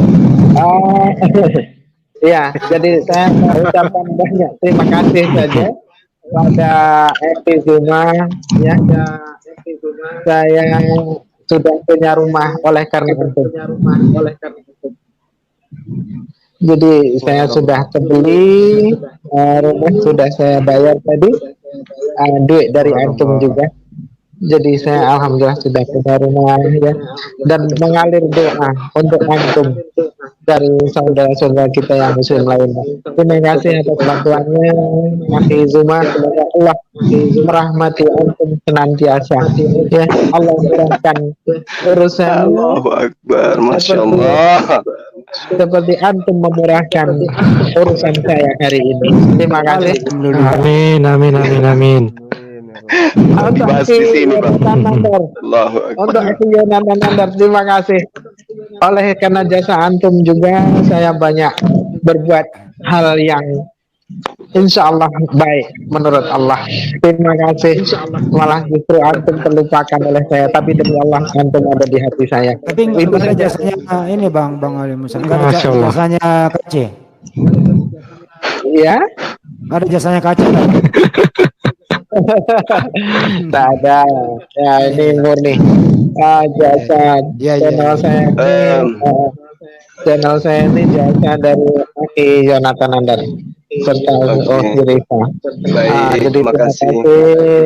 saya undur diri. Terima kasih. Assalamualaikum warahmatullahi wabarakatuh. Waalaikumsalam. Waalaikumsalam warahmatullahi wabarakatuh. Waalaikumsalam warahmatullahi wabarakatuh. Assalamualaikum. Kita sudah ada kedatangan juga ini Haris. Waalaikumsalam warahmatullahi wabarakatuh. Waalaikumsalam warahmatullahi wabarakatuh. More Yonatan Nandar. Bang Cetos, Pak Admin, Pak Bonar, dan Bang Haris. Boleh nggak Selamat saya malam, Kang Yonatan. selamat malam. Boleh nggak saya sedikit menyampaikan sesuatu sedikit aja? Boleh ya, nggih? Silakan. Bunda? Banyakin aja, banyakin. Boleh, boleh. Ya. Silakan, banyak juga nggak apa-apa Bang. Iya, banyakin. Silakan. Ya, jadi mengenai Admin di mute deh admin, karena dia mantul suaranya. Di mute deh. suaranya mantul ya. Kenapa ya? Nah, ini enggak. Nah, ya. Jadi saya teramat heran dengan keyakinan teman-teman yang ada di sana ya. Kalau kita mengeksplorasi, oh ya, saya belum salam ya. Assalamualaikum warahmatullahi wabarakatuh, kaum muslimin wal muslimat, rahimani wa rahimakumullah. Waalaikumsalam warahmatullahi wabarakatuh. Jadi saya teramat heran dengan apa yang diyakini ya. Memang kita itu lakum dinukum waliyadin. Tapi terlepas dari itu semua, kita sering memperdebatkan tentang firman menjelma menjadi manusia ya. Firman menjelma menjadi manusia ini adalah sebuah hal yang tidak pernah diajarkan oleh Yesus Hamasiah. Itu hanya terdapat di dalam pasal 1 ya Yohanes. Jadi tidak dikonfirmasi oleh Nabi Isa alaihissalam sendiri. Nah, justru di dalam Al-Quran sangat jelas menggambarkan tentang kekafiran, tentang sebuah konsep kesyirikan yang mengatakan bahwa firman itu menjelma menjadi manusia. Sebagaimana di dalam Al-Quran surat Al-Ma'idah ayat ke-72, ke-73, Bahkan di dalam Al-Maidah ayat ke-72 itu, di dalam Al-Quran berbahasa Ibrani, Yeshua HaMashiach mengatakan Yeshua HaMashiach ibadu et Allah Rabbani wa Rabbannechem. Sembahlah Allah Tuhanku dan Tuhan kalian semua. Nah, satu hal yang perlu kita garis bawahi adalah bahwa hal ini pun tidak pernah ada di dalam konsep keyahudian. Sebagaimana di dalam Sefer Shemot, Perek Eshrim, Pasuk Stayim, atau Keluaran 20 ayat kedua, di situ Allah Subhanahu wa taala mengatakan Anahi Hashem Eloheha. Aku ini adalah Allah Eloheha. Asher Hosyatiha Me'eretz Misrayim Mebit Abadim. Aku ini adalah Allah, ya, Tuhan kalian yang telah membebaskan kalian dari perbudakan di negeri Mesir. Kemudian di ayat ketiganya disebutkan lo yihyeh leha Elohim aherim alfanaya. Tidak ada, kalau dalam bahasa Arab ini lanafi. Mungkin nanti Ustadz Alwan yang menjabarkan apa itu lanafi. Peniadaan, ya. Artinya hanya ada satu eksistensi, the one and only kalau dalam bahasa Arab. Makanya di dalam Keluaran 20 ayat ketiga, di situ disampaikan jangan ada padamu ilah lain di hadapanku. Jangan katakan Allah lah. Ini penerjemahan yang ngawur dan salah kaprah. Jadi yang betul itu adalah jangan ada padamu ilah lain. Kalau mau ke Arab-Araban, ya. Kalau ke dalam KBBI, jangan ada padamu Tuhan lain di hadapanku. Kalau kita mengeksplorasi Al-Quran maupun Torah, Allah Subhanahu wa taala ketika berbicara tentang eksistensi sekaligus objek penyembahan itu senantiasa menggunakan kata singular. Ya. Satu begitu. Adapun tentang pengagungan bisa jamak sebagaimana nahnu gitu, ya. Tapi itu tidak berarti Allah itu banyak, karena baik dalam Al-Quran maupun Torah, satu hal lagi yang ingin saya sampaikan untuk menegaskan, ya.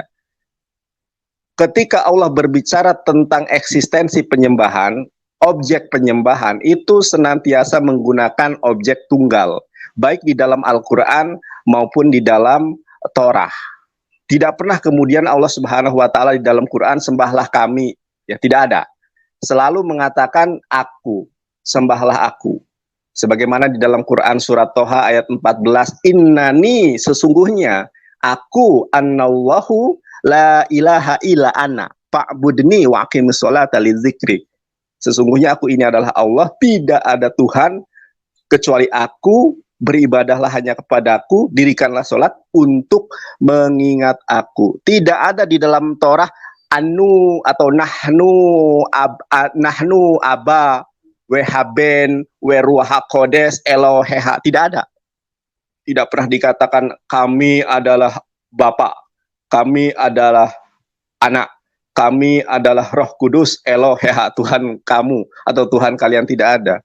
Makanya saya pernah bertanya dengan satu pertanyaan yang saya tegaskan bahwa pertanyaan ini tidak akan pernah ada satu manusia pun yang mampu dan sanggup menjawabnya. Apa itu? Tidak pernah ada di dalam Torah yang kemudian mengatakan bahwa Roh Kudus itu Tuhan. Musa dan para nabi itu hanya menyembah Allah. Tidak ada di dalam Torah kemudian ada kami ini adalah Bapa, kami ini adalah anak, kami ini adalah Ruach HaKodes. Bahkan kata Ruach HaKodes pun tidak ada.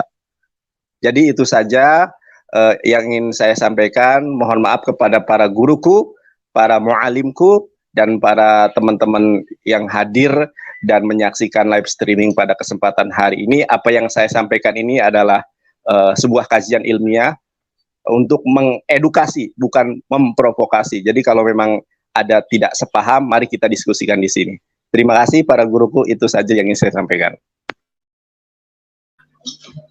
Baik, terima kasih Bang. Mungkin Bang Citos ingin ditanggapi atau sahabat yang lain mungkin ingin menambahkan? Silakan. Kalau ada sahabat yang lain yang mau menambahkan, saya persilahkan. Mungkin Bang Erben atau siapa. Kalau mendengar diskusi ini, Tapi ini dengan Evangelis Yonathan Nandar ini ya, saya hanya ingin sedikit menyampaikan tentang Evangelis. Jadi bagaimana kami bisa disebut mensyirikkan Tuhan ketika kami menyembah Allah dan firman-Nya? Bukankah Allah dan firman-Nya adalah satu hakikat Allah? Kemudian bagaimana bisa disebut ilah yang lain? Sementara pra-inkarnasi Yesus, dia adalah logikanya Allah sendiri. Jadi mohon maaf Bang Nandar, bagi kami tuduhan ini jauh panggang dari api. Kami yang tahu keimanan kami Bang Nandar, bukan Anda. Jadi baiklah Anda melihat kami dari sisi kami memandang keimanan kami. Ya mungkin seperti itu Bang. Terima kasih Bang Nandar. Monggo. Terima kasih. Ini siapa yang menanggapi, saya atau guru-guru dasar? Silakan langsung aja. Ya. Nah, iya, terima kasih Bang Cetos ya. Memang tujuan saya bukan untuk mengajari Anda, tetapi satu hal, bahwa perjanjian lama ini bahasa aslinya adalah Ibrani, dan perjanjian baru itu berbahasa Yunani, begitu ya. Kalau Anda mengatakan bahwa orang Kristen lah yang menguasai, belum tentu. Justru para apologet Muslim lah yang expert, yang mengeksplorasi Biblos, begitu ya. Saya hanya ingin menyampaikan bahwa kalaulah yang mengatakan Tuhan menjelma menjadi manusia, tek-tek bengek dan lain sebagainya, tapi satu hal yang harus teman-teman semua tahu, bahwa Nabi Isa alaihissalam atau disebut Yeshua HaMashiach tidak pernah menjelaskan akan hal itu. Kemudian tidak pernah menegaskan, menjelaskan bahwa Tuhan itu adalah berbingkai menjadi tiga, bahwa Tuhan itu adalah sebagaimana yang Anda jelaskan tadi, tidak pernah. Makanya saya tadi mengatakan tentang Tuhan menjelma menjadi manusia itu tidak ada dasarnya. Justru Yohanes 1 ayat ke-1 itu ada sebuah identifikasi, itu bukan perkataan Nabi Isa alaihissalam. Mungkin di antara dua opsi, yang pertama adalah pendapat si penulis, lalu yang kedua mengutip himne Platonis.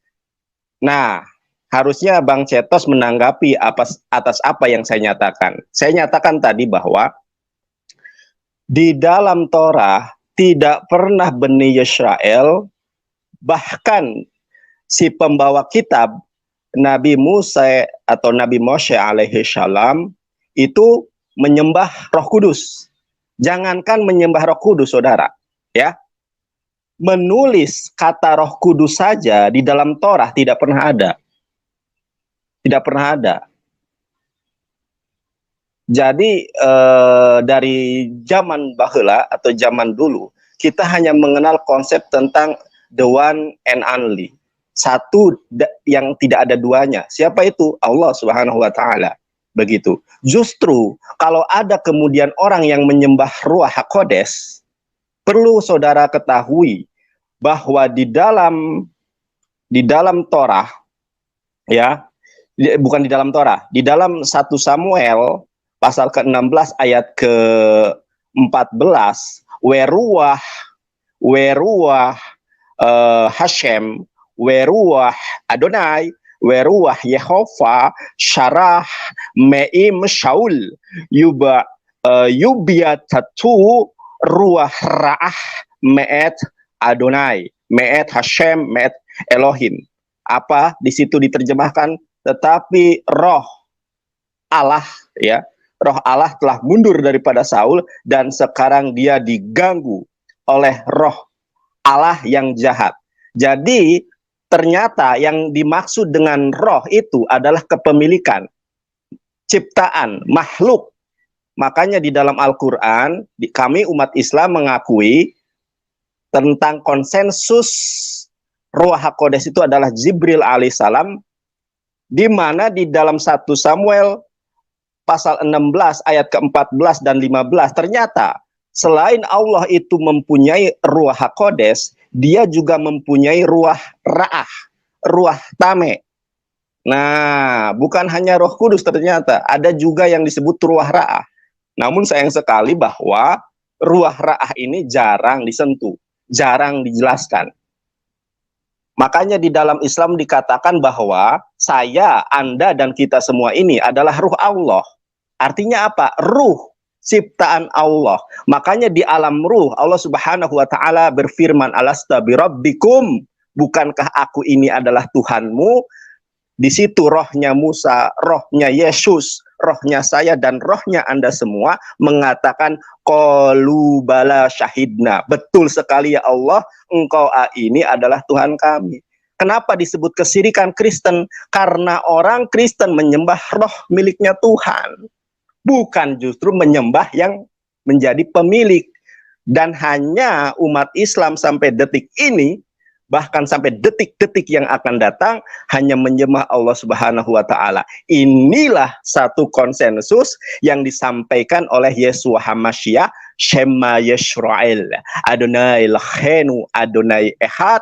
Di dalam Shemot dikatakan, Lo yihyeh leha, tidak ada Tuhan yang berhak, yang boleh, yang patut disembah kecuali hanya Allah. Tidak pernah dikatakan di dalam Torah, Lo yihyeh, tidak ada bagi kamu ya Tuhan kecuali haben, aba, haben, Roh HaKodes. Tidak ada. Jangankan disebutkan Roh HaKodes, saya tadi sudah mengatakan ya, disembah oleh Musa. Orang namanya saja tidak pernah disebut. Disebut hanya Anochi, aku, Anochi Adonai Eloheha. Aku ini adalah Allah Eloheha. Tidak pernah menggunakan kata nahnu, nahnu aba ruah hakodes haben Eloheha. Tidak pernah ada. Makanya Islam menggariskan ahen kafru, ahen kalau dalam bahasa Inggris kafru, telah kafirlah ya siapa yang mengatakan bahwa Allahu Hamashiach ben Maryam, sungguh telah kafirlah orang yang mengatakan bahwa Allah itu adalah Isa putra Maryam. Bahkan di dalam Quran surat Al-Maidah ayat ke-73 mengatakan laqad kafarul ladzina qalu innallaha salisu salasa. Sungguh telah kafirlah orang yang mengatakan bahwa Tuhan itu terbingkai menjadi 3 bagian yang disebut Trinitas. 1 detik dari saya, bahwa tidak ada satu konsensus dari 2000 tahun yang lalu sampai dengan detik ini tentang konsep ketuhanan di dalam kekristenan. Makanya sekarang ada Oneness, ada Unitarian, ada apa? Karena itu adalah sebuah konsep yang menyalahi Torah, yang menyalahi ajaran Nabi Isa alaihissalam tentang ketauhidan. Begitu saudara, terima kasih. Baik, terima kasih Bang. Mohon izin saya bisa nambah izin. Bang Juma mau ya, silakan Bang Bonar. Ya, saya share screen ya sedikit. Ya, siap Bang. Jadi udah muncul belum ya? Saya share screen. Ini tentang mengapa kok harus tauhid dan trinitas gitu. Ini kan perlu kita pahami bersama ya. Jadi saya mempelajari kekristenan sampai kemudian akhirnya saya memilih untuk kembali ke soteriologi hukum terutama, jalan keselamatan mengikuti hukum terutama. Sementara Kristen masih pada teologi salib gitu. Dan teologi salib inilah yang menyebabkan kenapa Tuhan itu harus 3 pribadi, 1 hakikat gitu. Jadi ada banyak pandangan tentang status Yesus. Dia anak manusia, dia nabi, dia teos anak, dia anak teos, dia firman, macam-macam kan gitu. Pertanyaannya adalah, lalu kenapa kok ada banyak doktrin-doktrin itu gitu? Nah, sejatinya asal mulanya adalah teologi salib. Teologi salib itu telah membatalkan hukum Taurat kan gitu. Sehingga kemudian di Galatia 2:21 disebutkan tidak ada kebenaran dalam hukum Taurat. Jika kamu mengikuti hukum Taurat, maka Kristus itu sia-sia bagimu gitu. Oleh karena itu harus ada doktrin yang pas tentang status keilahian Yesus dengan Bapaknya, paling selaras dengan Bible, tapi dengan syarat Theos itu harus tetap esa. Itu yang pertama. Yang kedua, darah Yesus itu harus cukup sebagai penebus dosa manusia. Yang ketiga, Theos itu harus tetap adil dan kasih dalam waktu bersamaan. Jadi pilihannya begini jadinya. Theos harus tetap Esa. Maka kemudian ada pertanyaan, yang Esa itu mananya? Pribadinya kah atau hakikatnya? Bagi Trinitarian Katolik, Esa itu dilekatkan pada hakikat. Jadi 3 pribadi, 1 hakikatnya. Sementara teman-teman Oneness itu Esa dilekatkan kepada dilekatkan kepada pribadinya. 1 pribadi, yaitu God seutuhnya gitu. Ini kenapa kok berbeda? Karena memang Theos itu harus tetap Esa, karena perjanjian lama mengajarkan keesaan Allah gitu. Maka kemudian doktrin Kristen yang baru harus tetap pada Esa. Cuman kemudian implikasinya adalah ada yang sulit untuk dibuat Esa persis seperti Ulangan 64. Maka kemudian Esa harus diganti menjadi kesatuan dari 3 pribadi God yang berbeda tapi sama-sama Tuhan. Lalu kemudian kendala kedua, darah Yesus yang dikucurkan di salib cukup sebagai penebus dosa manusia. Nah, di sini memunculkan pertanyaan, siapakah yang mati itu? Manusiakah atau Tuhankah gitu? Bagi beberapa orang, Yesus yang mati itu adalah manusia gitu. Tetapi bagi doktrin yang utama, yang mainstream, Yesus itu tidak manusia. Dia hanya jadi manusia pada saat dia dibunuh, tapi darahnya otomatis darah Tuhan. Maka muncul duinatur gitu. Duinatur Yesus gitu. Karena Yesus kalau hanya satu natur, kalau hanya satu Tuhan, Tuhan tuh nggak bisa dibunuh. Maka kemudian Yesus harus manusia supaya bisa dibunuh, tapi darahnya menjadi darah Tuhan. Lalu kemudian Theos tetap adil dan kasih. Siapa yang disalib itu? Anak atau bapa gitu loh. Bagi beberapa teman-teman Kristen, ada kontradiksi antara sifat adil dan sifat kasih sejak Adam jatuh ke dalam dosa. Adam jatuh ke dalam dosa membuat sifat adil harus menghukum manusia, tapi sifat kasih harus mengampuni manusia, sehingga kemudian Tuhan dalam keadaan sifatnya dalam keadaan tertekan gitu. Solusinya adalah Tuhan itu sendirilah yang harus turun ke bumi untuk membebaskan manusia, untuk mengganti supaya apa? Supaya manusia terbebas dari dosa. Maka kemudian siapakah yang harusnya disalib? Sejatinya yang harusnya disalib itu adalah Bapa, karena Bapa itulah yang mengeluarkan hukum Taurat. Hukum Taurat itu menyebabkan kutuk, dan kemudian kutuk itulah yang membuat Tuhan harus disalibkan. Efesus 2:15 menyebutkan, dengan matinya dia sebagai manusia, maka hukum Taurat itu menjadi batal gitu. Sehingga kemudian kalau yang dibunuh disalib itu adalah anak, pertanyaannya, Bapa yang menerbitkan hukum Taurat, kenapa orang lain, yaitu anak yang dibunuh? Itu kan tetap tidak adil. Sejatinya, ajaran Oneness, patrisipasianisme, Bapa yang menderita, itu lebih logis dalam hal ini menurut mereka ya.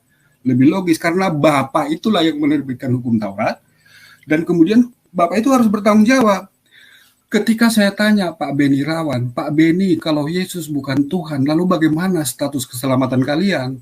Pak Beni bilang begini, Bapa itu satu-satunya God betul, tetapi Yesus adalah ciptaan yang kemudian menjadi pencipta, dan Yesus harus bertanggung jawab atas gagalnya ciptaannya dia, atas jatuhnya manusia, sehingga kemudian jadi wajar bahwa Bapa itu menerbitkan hukum Taurat, lalu kemudian yang disalib tetap anak, karena Yesus adalah pencipta. Jadi sejatinya teologi salib inilah yang kemudian menyebabkan harus Trinitas. Bila kamu mengaku bahwa Yesus adalah Tuhan dan dia dibangkitkan oleh Bapa, bukan Yesus bangkit sendiri, 2 pribadi itu harus ada, maka kemudian kamu akan selamat gitu. Sementara bagi saya, setelah mempelajari ini, saya kembali ke soteriologi hukum terutama. Hukum terutama yang pertama bilang apa? Dengarlah hai Israel, Tuhan Allah kita, Tuhan itu Esa. Ya, la ilaha illallah. Yang kedua, kasih Tuhan Allahmu. Iya, taatlah Allah, taatlah Rasul. Yang ketiga, kasih sesama. Ya, saya menjadikan kasih sesama sebagai penebus kesalahanku. Bukan Tuhan yang harus dibunuh untuk menebus kesalahanku. Kalau aku memperkosa orang, maka akulah yang harus dihukum, bukan Tuhan yang dibunuh sebagai penebus kesalahanku. Jadi, kalau saya kembali ke hukum terutama, Yesus tidak perlu jadi Tuhan. Itulah mengapa harus ada Trinitas, dan kemudian mengapa tauhid dalam perspektif Kristen ya. dalam perspektif Kristen yang saya imani dulu gitu. Terima kasih Bang. Baik, terima kasih Bang untuk penjelasannya. Ya, mungkin Bang Citos ingin menanggapi sebelum kita menutup dari ini karena kita sudah di penghujung acara. Silakan Bang. Baik, mohon maaf saya share sebentar ya Bang ya, karena kan saya tidak bisa menjawab semuanya, tapi moga-moga ini berguna buat kita semua. Baik, siap, silakan Bang. Ketika Bang, saya cuma catat sedikit ya. Ketika Bang Nandar mengatakan bahwa di mana di PL bahwa Tuhan menjadi manusia. Nah, ini Maaf, saya ralat ya. Bukan saya ralat. Saya mengoreksi Anda. Saya tadi mengatakan tidak pernah ada di dalam Torah. Nah, Torah dengan PL ini berbeda. Kalau PL itu tanah, Torah, Nevi'im, Ketubim. Yang dimaksud Torah itu adalah Sefer Bereshit, Shemot, Vaikra, Mebidbar, Debarim. Itu disebut Torah. Silakan. Oh baik. Ya, terima kasih. Mungkin saya kurang tahu apa itu tanah ya Bang ya. Jadi saya hanya sampaikan bahwa di dalam Kejadian 18 ayat 22 di sini dikatakan seperti ini. Lalu berpalinglah orang-orang itu dari situ dan berjalan Sodom. Tetapi Abram masih tetap berdiri di hadapan siapa? Yod-Heh-Vav-Heh. Nah, ketika kita buka satu pasal penuh, kemudian Yod-Heh-Vav-Heh menampakkan diri kepada Abraham. Jadi terjawab ya pertanyaan tadi. Bahkan Yod-Heh-Vav-Heh apa? Dia makan dari 3 sukat tepung terbaik, makan dari seekor anak lembu, kemudian makan dadi dan susu, serta anak lembu. Artinya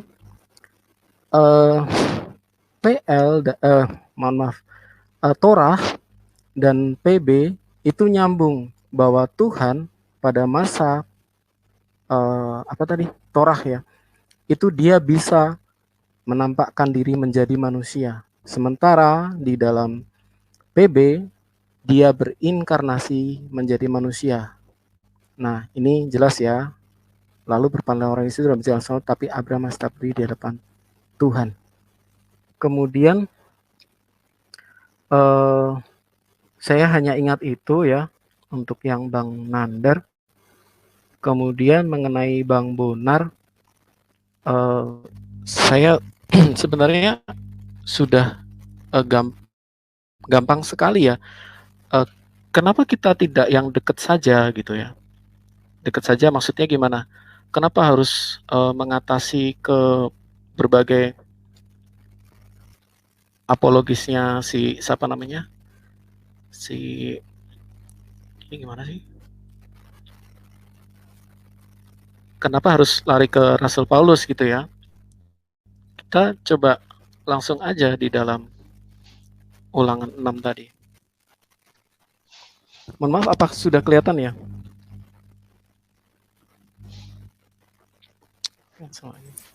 Jadi di dalam Ulangan tadi sudah kelihatan bahwa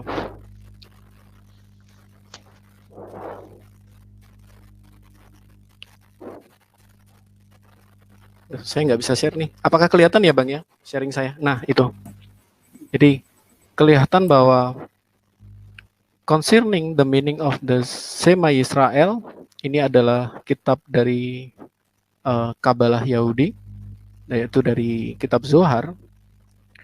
Dikatakan the two word Shema Yisrael express apa? Unification of 3 sides. Jadi ada 3 sisi yang bersatu, yang adalah Hashem Eloheinu Hashem, di mana ketiganya adalah satu. Artinya ayat ini nggak berhenti di situ, tapi bergulir. Kenapa kita harus melihat ke konteks jauh? Dalam konteks dekatnya, di ayat 5 dikatakan demikian. Kasihlah Tuhan Allahmu dengan apa? Segenap hati, dengan segenap jiwamu, dan dengan segenap kekuatanmu atau your body. Artinya satunya manusia di situ punya 3 kesadaran, itu juga sama dengan satunya Allah yang unification of three side tadi, yang adalah satu Allah. Jadi nggak usah jauh-jauh membicarakan mengenai apa yang dikatakan Paulus. Kembali lagi ke ayat yang di depannya dibaca. Mungkin demikian, Bang Bonar. Maaf kalau Iya. tidak bisa menjawab semuanya. Terima kasih, Bang. Iya, makasih Bang. Mohon izin Bang Jumah, Bang Ahlan, Bang Admin, Iya, saya ya, tambahin silakan. sedikit. Jadi Ya, silakan, begini, Bang. Bang. Soteriologi salib itu awalnya memang ajaran Paulus sejatinya gitu ya. Nah, gini Bang. Efesus 2 ayat 15 mengatakan bahwa dengan matinya Yesus sebagai manusia maka hukum Taurat ya dengan segenap ketentuannya menjadi batal gitu. Kalau sudah batal maka Ulangan 64 dan kemudian ayat-ayat lain seperti misalnya jangan ada ilah lain bagimu menjadi boleh ada ilah lain bagimu, Bang. Itulah yang kemudian menyebabkan teman-teman Kristen itu mengarang Trinitas dengan berbagai variasinya gitu loh, Bang. Gitu. Lalu kemudian yang kedua, pada saat Abang mengutip Ulangan 64, mengutip Perjanjian Lama, sejatinya sudah dibatalkan oleh Paulus. Makanya kemudian pada saat ada denom Kristen yang masih berhari Sabat, itu kalian anggap bidat gitu. Karena apa? Karena masih mengandalkan Perjanjian Lama gitu. Lalu kemudian kalau Abang bilang bahwa Trinitas itu tergantung pada frekuensi penyembuhan Tuhan, Allah, Tuhan kita Esa, maka itu sebenarnya bukan Trinitas, Bang. Trinitas itu adalah 3 pribadi God yang berbeda, yang sama-sama God, bukan frekuensi penyebutan God gitu loh, Bang. Ini kan perlu Abang perhatikan bahwa Trinitas bukan frekuensi penyebutan God. Abang kayaknya ngikut CP. CP bilang begini, di Islam tuh ada Trinitas. Karena apa? Karena orang Islam itu membasuh wajahnya 3 kali gitu. Itu kan konyol namanya, Bang. Saya kira demikian, makasih. Iya, mungkin dari saya juga terakhir ya. Dek, di mute dulu. Ya. Nggak mantul. Ya, jadi ya seperti disampaikan Bang Bonar tadi, saya sederhanakan lagi bahwa ketika kita bicara Shema, Eloheinu, Shema, itu kan apa ya, tidak ada sedikit pun narasi yang menuju kepada Trinitas. Makanya saya sejak awal bertanya, konsep Trinitas yang Anda yakini itu seperti apa? Itu esensinya, itu penting. Karena dari sekian varian Trinitarian yang saya ada monarkisme, ada bahkan baik antara Bambang Nursena dengan Romo Daniel yang sama-sama mengaku sebagai Kristen Ortodoks, itu juga berbeda konsep Trinitarian mereka. Nah, saya merujuk kepada yang standar yang disampaikan sama Bang Bonar itu, bahwa Trinitarian itu adalah satu hakikat 3 pribadi. Kata kuncinya itu pribadi sebenarnya. Di mana ada konsep penambahan pribadi itu? Karena kalau kita bicara pribadi, berarti dia sebuah entitas dan dia ada kehendak terpisah.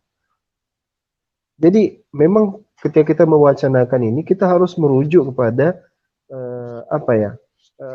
yang mana yang dimaksud gitu, Trinitas yang mana yang dimaksud. Nah, kalau merujuk kepada Trinitas yang majority, yang sebagaimana diyakini dia itu Bapa Tuhan, Anak Tuhan, Roh Kudus Tuhan, tapi mereka tidak sama satu sama lain, maka kita bisa katakan ya, ini tidak pernah ada di masa-masa sebelum abad ketiga.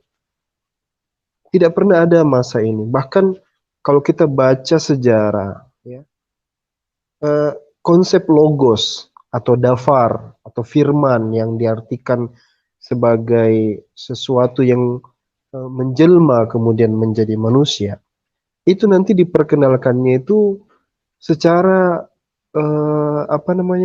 kalau orang Islam bilang tadarruj, bertahap dia dari masa ke masa. Jadi seperti ada proses kalau saya ingin katakan ya semacam proses penyederhana shaping ya, apa itu shaping? Kayak dikembangkan seperti itu. Nah, dari mana asal muasal itu kan?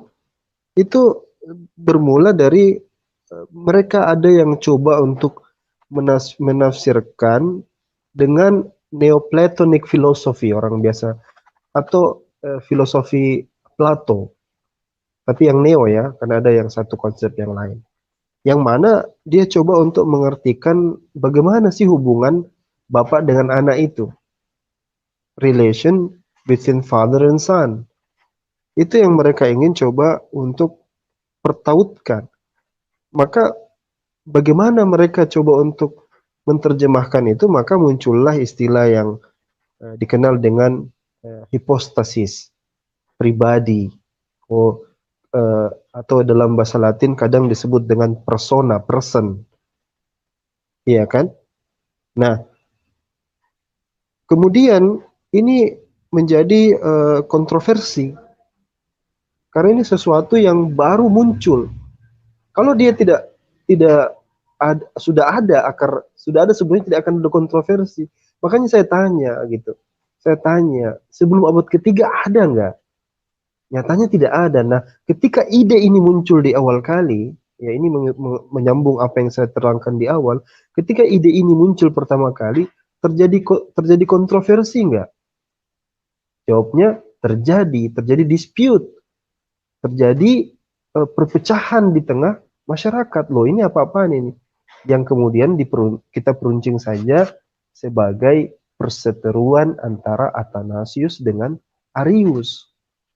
Dua kelompok besar ini, artinya, dan ada di antaranya yang semi-semi lah, yang setengah antara dukung Arius, terus juga dukung Athanasius.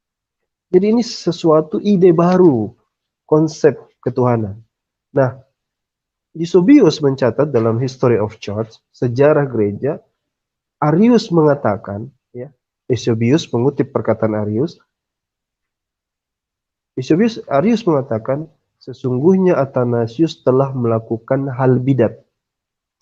Berarti dia melakukan sebuah heresi, melakukan sesuatu yang tidak pernah dibuat sebelum-sebelumnya. Ini perkataan dari Arius dikutip oleh Eusebius. Nah, tetapi yang menjadi masalah adalah campur tangan politik, di mana Konstantin itu yang punya peran penting di Konsili Nisea kan. Konstantin inilah yang kemudian yang bermain gitu, ingin ini tuntas, ingin ini clear. Makanya di credo, salah satu credo di dalam Konsili Nisea yang dihasilkan itu adalah bahwa anak Tuhan yang benar berasal dari Tuhan yang benar. Anak Tuhan adalah Tuhan yang benar yang berasal dari Tuhan yang benar. Credo ini dari mana asal muasalnya kalau tidak di Konsili Nisea tadi? Sehingga kita bisa sesederhana itu menilai ya, bahwasanya ini adalah sesuatu yang diada-adakan, yang muncul di abad ketiga. Adapun generasi setelahnya ini, itu hanya mengikuti saja dengan berbagai macam varian-varian. Tapi sampai detik ini juga kita dapati berbagai varian model pemahaman ketuhanan Yesus itu muncul juga di permukaan. Bahkan kita bisa datangkan di Stimyat ini berbagai kelompok, ya, mau dari Unitarian, Trinitarian, Oneness, Trinitariannya lagi dibagi-bagi. Itu bisa kita kumpulkan semua di zaman sekarang ini, masih ada pecahan-pecahan itu. Sehingga sangat dilematis kita kalau kita berbicara Trinitarian. Maka di awal nih, mungkin nanti sewaktu-waktu kita dialog lagi, Bang Bonar, biar dia nyambung, ditanya dulu itu sebenarnya lagi, dikonkretkan lagi. Anda ini Trinitarian apa gitu. Dijabarkan dulu Trinitariannya kayak gimana gitu. Itu saja mungkin dulu dari saya ya. Mohon maaf. Masya Allah, Bang Alwan. Ustaz, tadi kan menyinggung nama saya itu Bang Cetos ya. Silakan ya. Silakan. Ya. Bang Cetos dan teman-teman kaum Kristiani, Allah yahdikum, mudah-mudahan Allah Subhanahu wa taala memberikan hidayah kepada kalian semua. Saya sekali lagi menegaskan dan dapat mempertanggungjawabkan. Ada yang bisa share ini enggak, Kejadian 18 ayat 1? Kalau ada, saya sangat berterima kasih sekali. Ada tidak? Soalnya saya pakai HP ini, kalau pakai laptop mungkin bisa. Ya, Kejadian 18 ayat 1. Coba Bang Bonar, Kejadian 18 ayat 1. Ya, siap, sebentar. Ya, sambil menunggu saya akan jelaskan ya. sekarang sebelum saya menjelaskan, saya minta jawaban simpel aja. Bang Cetos, kalau Roh Kudus itu Tuhan di dalam Perjanjian Baru, apakah Tuhan juga di dalam Torah? Halo, Bang Cetos? Saya baru ada di dalam Tanakh, Bang. Jadi Ya. sebenarnya kalau di dalam Oke. Torah jelas ya, Kejadian 1 ayat 3 itu udah. Oke. Kejadian 1 ayat 2 itu Oke. sudah jelas. Ya enggak, itu penafsiran ya. Yang saya tanyakan adalah apabila Roh Kudus Tuhan di dalam Perjanjian Baru, apakah Tuhan juga di dalam Torah? Katakan saja Tuhan atau tidak? Ya sudah, nggak apa-apa ya. Tuhan, Bang. Tuhan, nah gitu kan simpel. Sudah bisa, admin? Kejadian 18 ayat ke-1. Mohon maaf ya kalau saya pakai laptop ini lagi di rumah soalnya. Kejadian 18 ayat ke-1. Atau saya bacakan aja deh kalau memang belum bisa ditampilkan ya. Oh, alhamdulillah, terima kasih.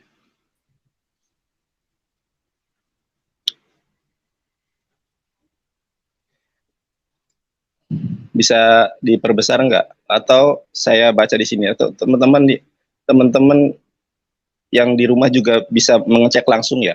Teman-teman, di dalam Torah itu tidak pernah kemudian Musa alaihi salam menyembah Roh Kudus. Satu hal itu ya.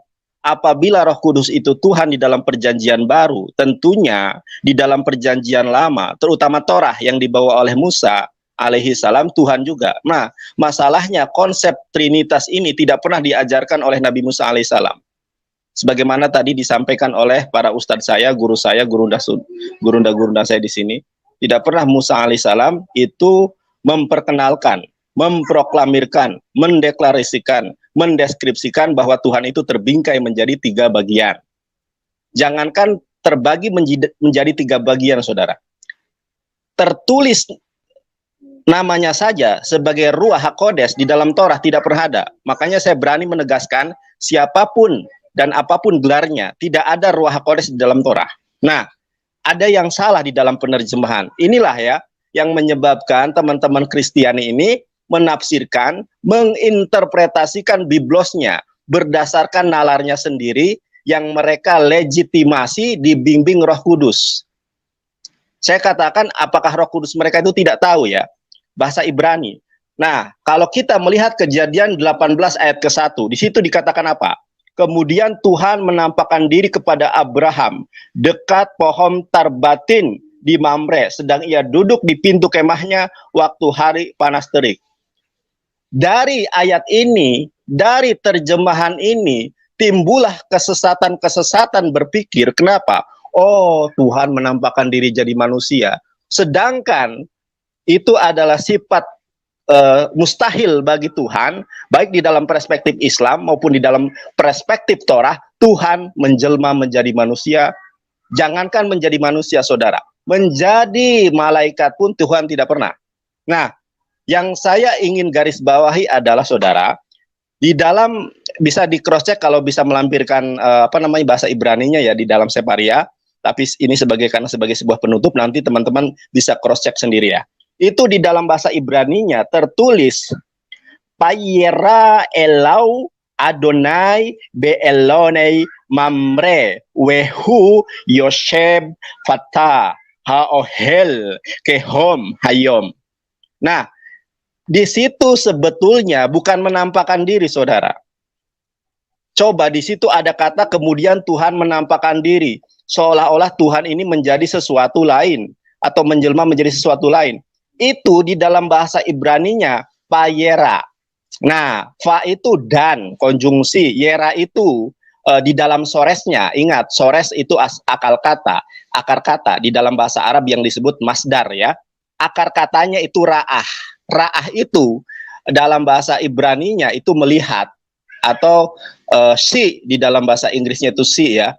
Kalau kata perintah di dalam bahasa Arabnya ungzur, lihatlah. Jadi sebetulnya penerjemahan yang betul itu adalah kemudian Allah melihat Abraham dekat pohon tarbatin Mamre ya, di Mamre, sedangkan dia duduk di pintu kemahnya waktu hari panas terik.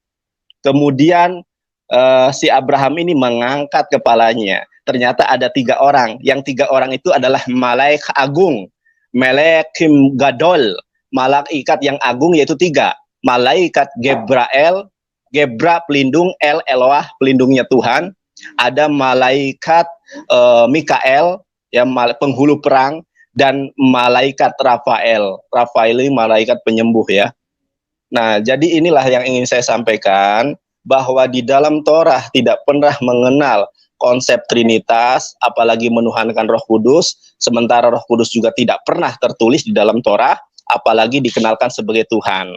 Adapun kalimat penampakan di dalam di dalam Kejadian 18 ayat ke-1, ini adalah murni suatu kesalahan, suatu kesembronoan di dalam menerjemahkan. Implikasinya adalah orang-orang menginterpretasikan, menafsirkan, oh Tuhan menampakkan diri, berarti Tuhan ini bisa berteofani menjadi itu dan ini. Inilah ya, kalau kita mengeksplor bahasa Ibraninya itu yera, vayera, yang akar katanya ra'ah, yang berarti melihat. Tuhan melihat, bukan Tuhan menampakkan. Seandainya diterjemahkan dengan benar Tuhan menampakkan, maka orang akan berpikir Tuhan menjadi sesuatu yang lain. Tetapi ketika diterjemahkan dengan terjemahan yang sesungguhnya, Tuhan melihat, orang oh Tuhan melihat, bukan menampakkan. Sekarang hakimi hati kita masing-masing, apakah kata melihat dan menampakkan itu suatu yang identik? Kan beda. Melihat yang melihat, menampakkan yang menampakkan. Makanya kenapa secara pribadi saya mempelajari original teks, karena banyak terjemahan yang diterjemahkan dengan sesuatu yang tidak sebenarnya. Jadi Bang Cetos, mudah-mudahan Bang Cetos ini sungguh cerdas, sungguh luar biasa, sungguh santun. Saya hanya mendoakan, mudah-mudahan Tuhan melawat saudara, menjamah saudara, memenangkan saudara, menangkap saudara, sehingga suatu saat sama akan seperti evangelis, yaitu saudara diselamatkan Tuhan, dimenangkan Tuhan, dipilih, dipulihkan, menjadi pribadi baru, manusia baru di dalam iman dan Islam, menjadi umat Nabi Muhammad Sallallahu Alaihi Wasallam. Terima kasih. Salam satu Tuhan. Masya Allah, terima kasih. Baik, untuk penutup kita pada malam hari ini, mungkin Bang Citos terakhir sebelum kita menutup, silakan. Oke, sebelum saya ucapkan terima kasih kepada Bang Yonatan Nandar sudah bergabung di The Arena pada malam hari ini. Ya, silakan penutup Bang. Baik, terima kasih Mas Nandar. Saya hanya menyampaikan bahwa Tuhan tadi makan di ayat ke-8. Ya, mungkin gitu aja. Terima kasih Bang. Salam semuanya, Tuhan memberkati.